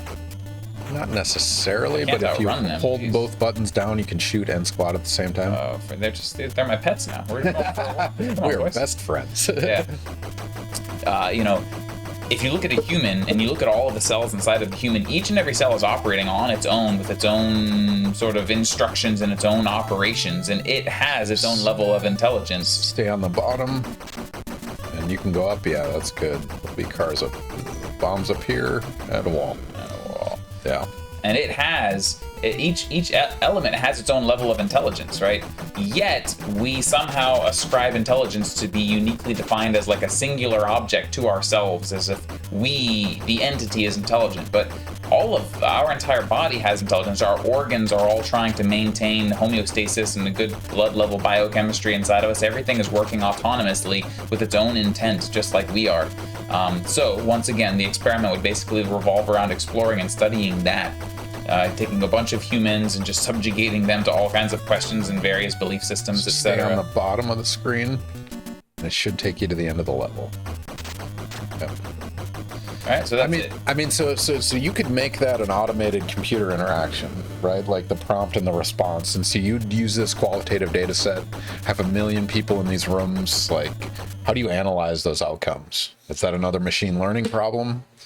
I mean, it would have to be at that scale, right? Mm-hmm. A single human could really look at all those things. Yeah. So, I mean, even a single human communication is just not valuable, right? Because there's too many convoluted variables. But if you got enough of those data sets, unlimited budget. Yeah, that's true. Yeah, exactly. I mean, I have a friend of mine who's trying to create an automated AI stock trading company, right? Who isn't? But his idea is somewhat a bit more interesting and unique, and that's that he wants to create like artificial universes. Is this where I have to get a card? So you'll go right through this door, that one, and you'll go to car out of nowhere. Oh my goodness, this is going awful. All right, you're gonna go to the right. You're gonna pick up I think this is the silver card, and so heads up. You're gonna press up to go out of this door, and if you keep pressing up, you'll go back in it. Nice. Go left. Silver card. Right. So his idea, though, is to create a bunch of tiny little universes, and in each one of these universes, you're going to have a different stock market with a bunch of different trading strategies. But those stock markets are going to be fed real data from our actual universe. And then the idea would be to average all of the different trading strategies that were more or less effective, that were found sort of unanimously. I'm going to go left on this one. And so you want to shoot the Rambo-looking guys at close range, not far. So wait till they get closer, because this hitbox is something's weird. But basically, the Rambo guy will drop a green card if you shoot them at close range. So you got to kill that guy. I mean, that's interesting. So they're like multiversing the stock market, just looking at average probability across all scenarios. That is intriguing. Yeah, so that's kind of what you're saying, right? I mean, if I could do that and somehow simulate lots and lots of people. Man, this is painful. Yeah, no, this is another RNG drop. So bombs won't have him drop anything, but bullets will. So you're gonna kill the white guy for the green guy up here. If you have any interest in reverse engineering a level of this game, this is the one I want to know. How it dictates the card drop. I don't know how it does it. Got it. All right, sorry, we're gonna catch up on a few things here. Are there any business processes at FSU you think AI could assist with? Oh man, this could be from financial management to admissions to like what's your pet peeve? What do you think could be solved? The business process that could be improved is called FSU. Just in general. Yeah, sarcastically. Like, I think all of FSU could probably be run better with AI. Big spooky skeleton. You always call him the Rambo guy, but he looks more like Mr. T from the A-Team. Would that have been more appropriate reference? I guess with the demographic of people that are on my stream, Mr. T from A-Team might be appropriate. Oh, man. Yeah, you're on the younger end of spectrum of people I have on the stream, actually. Oh, am I? Yeah. I mean, because it's typically mostly professors, it's PhDs. I mean... Yeah, is this door open? Yep, so go to the right. You're on a good pace, very solid. Looking up. No, FSU, right? What could be, I mean, email answering for teachers, I mean, that's just like a pain point that I've heard from every professor that has 300 students, and then in the very first class, they say, do not send me an email with questions about the rubric without reading the rubric, and then they get 50 of them, you know what I mean? Like, and it's always the same ones, like What happens if I turn in my homework late? Oh, it's fair. Cuddle Puppy, I never realized, but the game gives you points for picking up cannabis plants in the same way it rewards you for picking up gold bars. In conclusion, your dude sells the cannabis plants. I said the same thing. Yeah, I feel like we're winning the war on drugs by basically taking it over. That's what we're doing. As is the American way. Oh, man. Am I doing the right thing here? No, you're absolutely. You're on pace. Walk right. Nathan is one of my few guests that takes it seriously when I say walk right, find a door. Most people get distracted, but you're on a mission right now, and I respect that. Not sure what else to do here. Yeah. I learned way too much about this game. So, fun factoid: I'm the former world record holder in this game, speedrunning. Wait, really? For a year, I had the record at 9 minutes and 7 seconds, and I got beat about a year ago at 9 minutes and 4 seconds. How is this logged? There's a speedrun.com. It has basically any game you can imagine. There is a speedrunning community. And how do they verify or validate it? Like record So you need a video, yep. And so I'm actually the moderator for this, so I can judge whether someone's run is legit or not. And it's just me like qualitatively watching it, saying, does this seem real or not? Lori, welcome back to the stream. Lori has requested a factoid. You're in the ends of the game. All right. Any additional knowledge bombs you want to drop? Let's drop. All right, you're going to shoot a wheelchair guy with a rocket. I'm going to die first.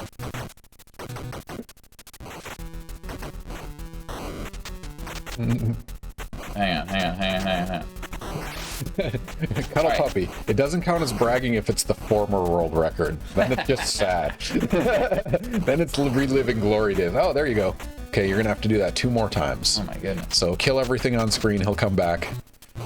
When will we see you at GDQ? Man, I would love to race NARC. The problem is, it's not a very interesting speed run because there's two parts that are RNG, random number generated, the card drops that like dictate the outcome, and that's kind of dumb, right? Because it's not skill anymore. It's just like when you started the game and when it executed. So, yeah, Olympic silver medalists live in shame for their entire lives. Yeah, that's pretty. Have you heard these studies about gold, silver, and bronze winners? No. So gold and silver there's a dramatic difference in quality of life for gold and bronze winners versus silver winners.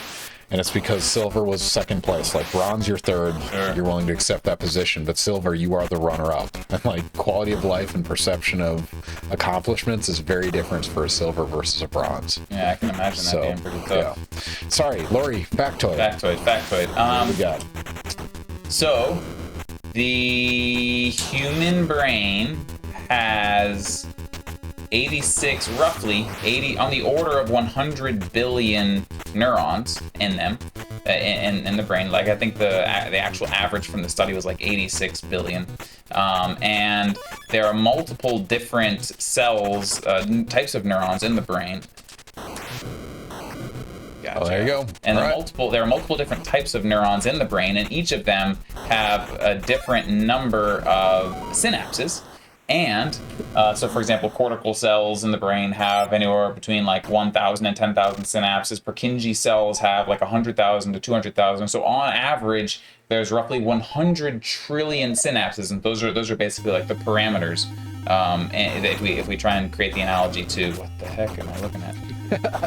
Phase 2 of the boss. I'm going to walk you through it briefly.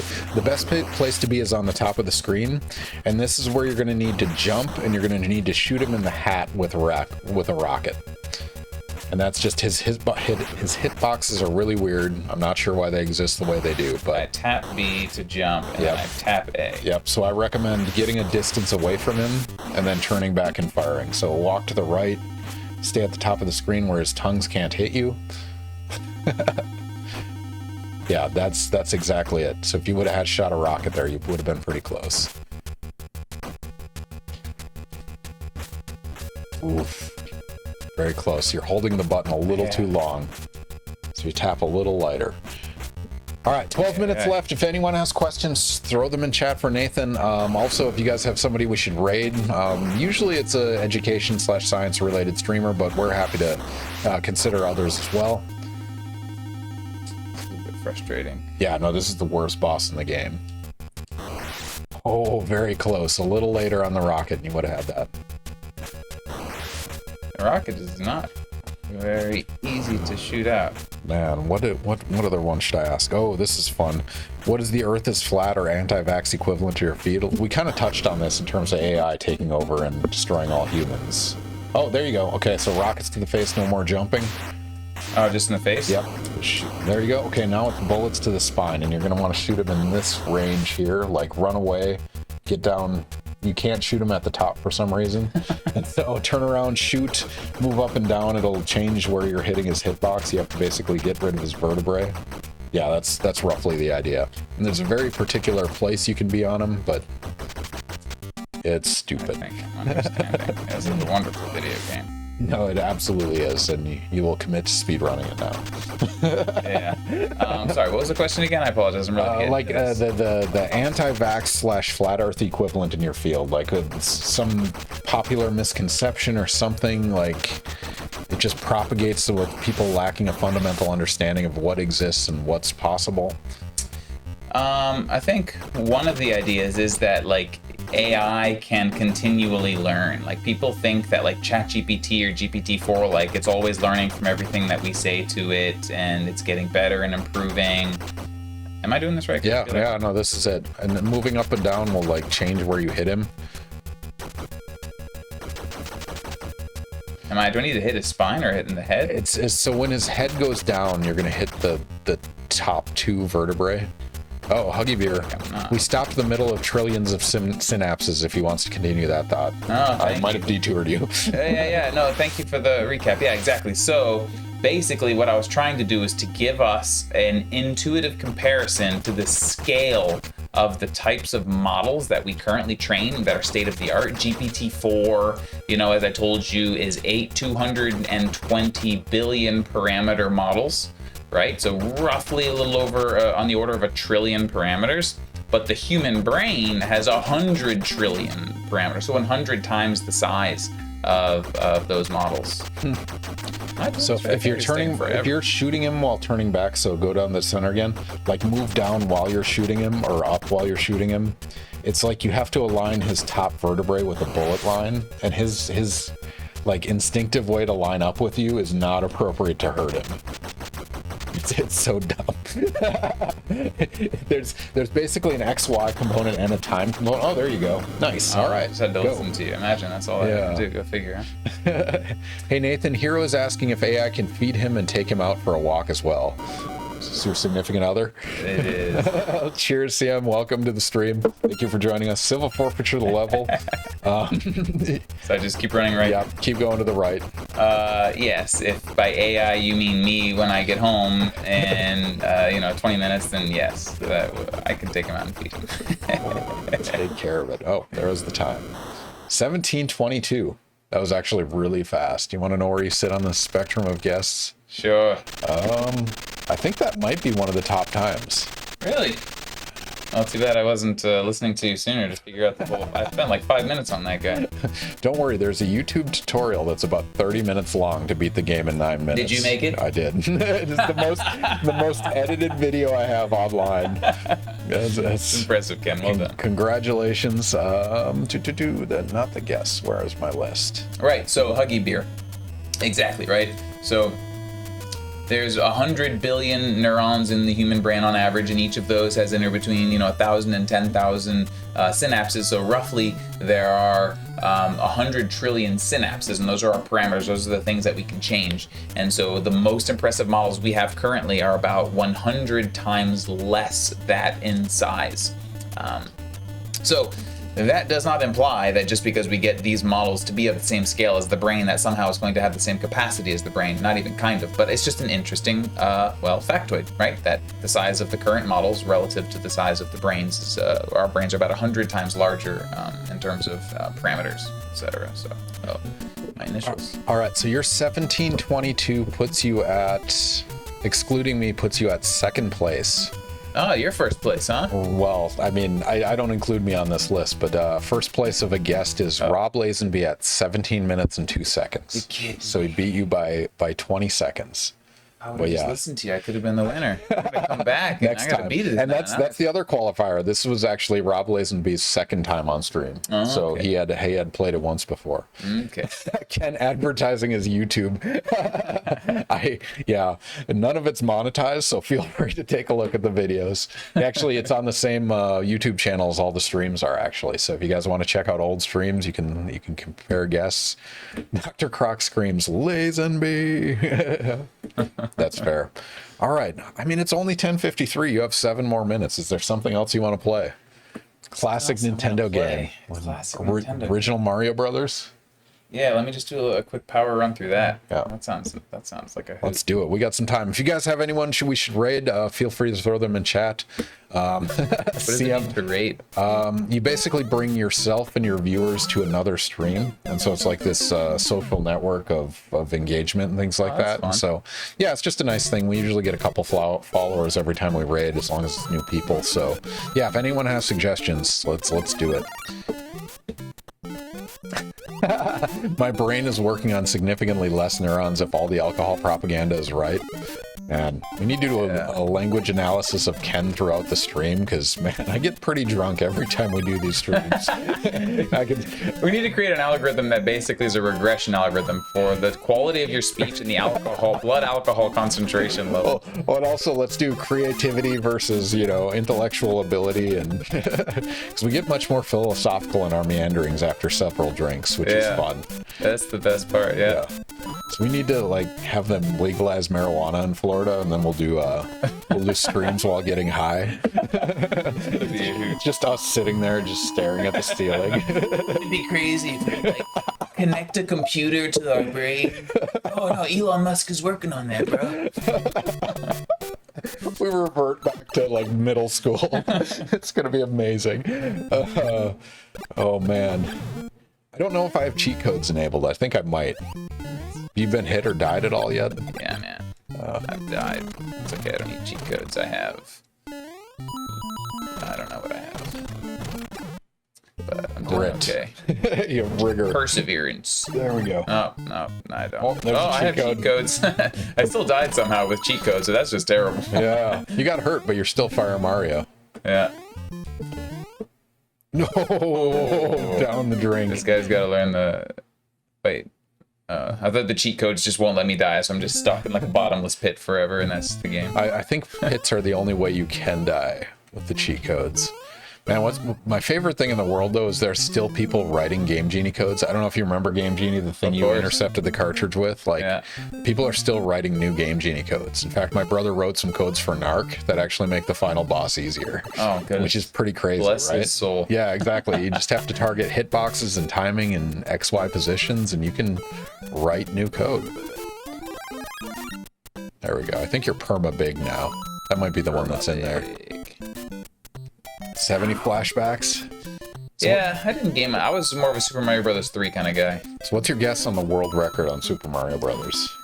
I don't know. I'm pretty sure it's wicked fast, right? Like like a couple minutes, isn't it? No? It's 4 minutes and 55 seconds, I believe, is the current record. Isn't that crazy? That's wild. Yeah. I can't even imagine. No, total respect for those. All right, any suggestions on people we should raid, or any final last minute questions for Nathan? We're happy to answer those. Yeah. Oh, raid Dr. Lazenby. Who's that? That was the guy that beat you in the NARC game, but does not have a stream. At least one of my guests has started to stream. Who was it? Steve Leonard actually started streaming after being on stream. He's like, oh, all you need is a camera, and yeah, that's pretty much it. Oh, that's fun. So yeah, if you're interested in streaming. I've learned a lot about the process. You've already used OBS, so yeah. Yeah? I just don't know what anybody would ever want to watch me play. That's fair. I have to be like good enough and interesting enough at something. Yeah. You need to be one of those two things. Either good at gaming or interesting. Yeah. Or apparently, if you look at many of these channels, an attractive female will take you the majority of the way. Yeah, exactly. We've debated the hot tub Ask a Scientist, but we've never committed. That'll be next week. Well, that's what's great. Like, Twitch added a subcategory now that's like hot tub streams or something, because that was a problem. Like, it escalated enough where it was too prevalent. They needed its own category. So, yeah, no, they're aware of the issue. But take my final hole jumping suicide commitment. Call it there. That's my final. All right, we'll look around for somebody to raid, but Nathan, it's been a pleasure. Thank you for joining me. We met briefly at the in-person Ask a Scientist, and he was kind enough to say, yeah, that sounds like a fun idea. And then he came over to my house and decided to start gaming. So it's a non-trivial amount of work for my guests. They have to come up with predictions, and they have to list games, and we negotiate a number of things before coming on stream. So Nathan, I really appreciate time and effort you've put into this. Any parting words for the audience? My parting words will be, always have a healthy respect for the limitations of our own knowledge, including yours. I think that'll be one of the biggest things that'll fix our society moving into the future. This age of misinformation and AI and propaganda is just remember that whatever you think you know to be true, it probably isn't true. No, here you go. Here are the parting words. I got it. The moment you know, yeah, take two. The moment you know you're right, you're already wrong. Yeah. There's some degrees of wrongness in everything we're right on, right? Like, you can be more right, but you're not absolutely right ever, because that's the fundamental flaw of our knowledge gaps. So that's awesome. All right, everyone. Thank you for joining us. Our next guest, let me find when our date is. I think it's 2 weeks from now, actually. TJ Rockbaugh. So he's actually from the Army Research Laboratory in Adelphi, Maryland, but he's visiting FSU in 2 weeks, and so he's kindly agreed to be on the stream. So I'll answer questions. He actually does nonlinear optical materials, reverse saturable absorbers, which turns out there's a fundamental problem in the military where they don't want people shining laser pointers at helicopters and blocking and blinding vision. So they want materials that'll actually block that light nonlinearly. So the more intense the light, the more it blocks the light. So he works on things like that. I'll see how many details he can actually reveal about that. But yeah, in 2 weeks he'll be joining us on stream. I don't know what he's playing yet, but that should be some fun. Yeah, Nathan, thank you again for joining me.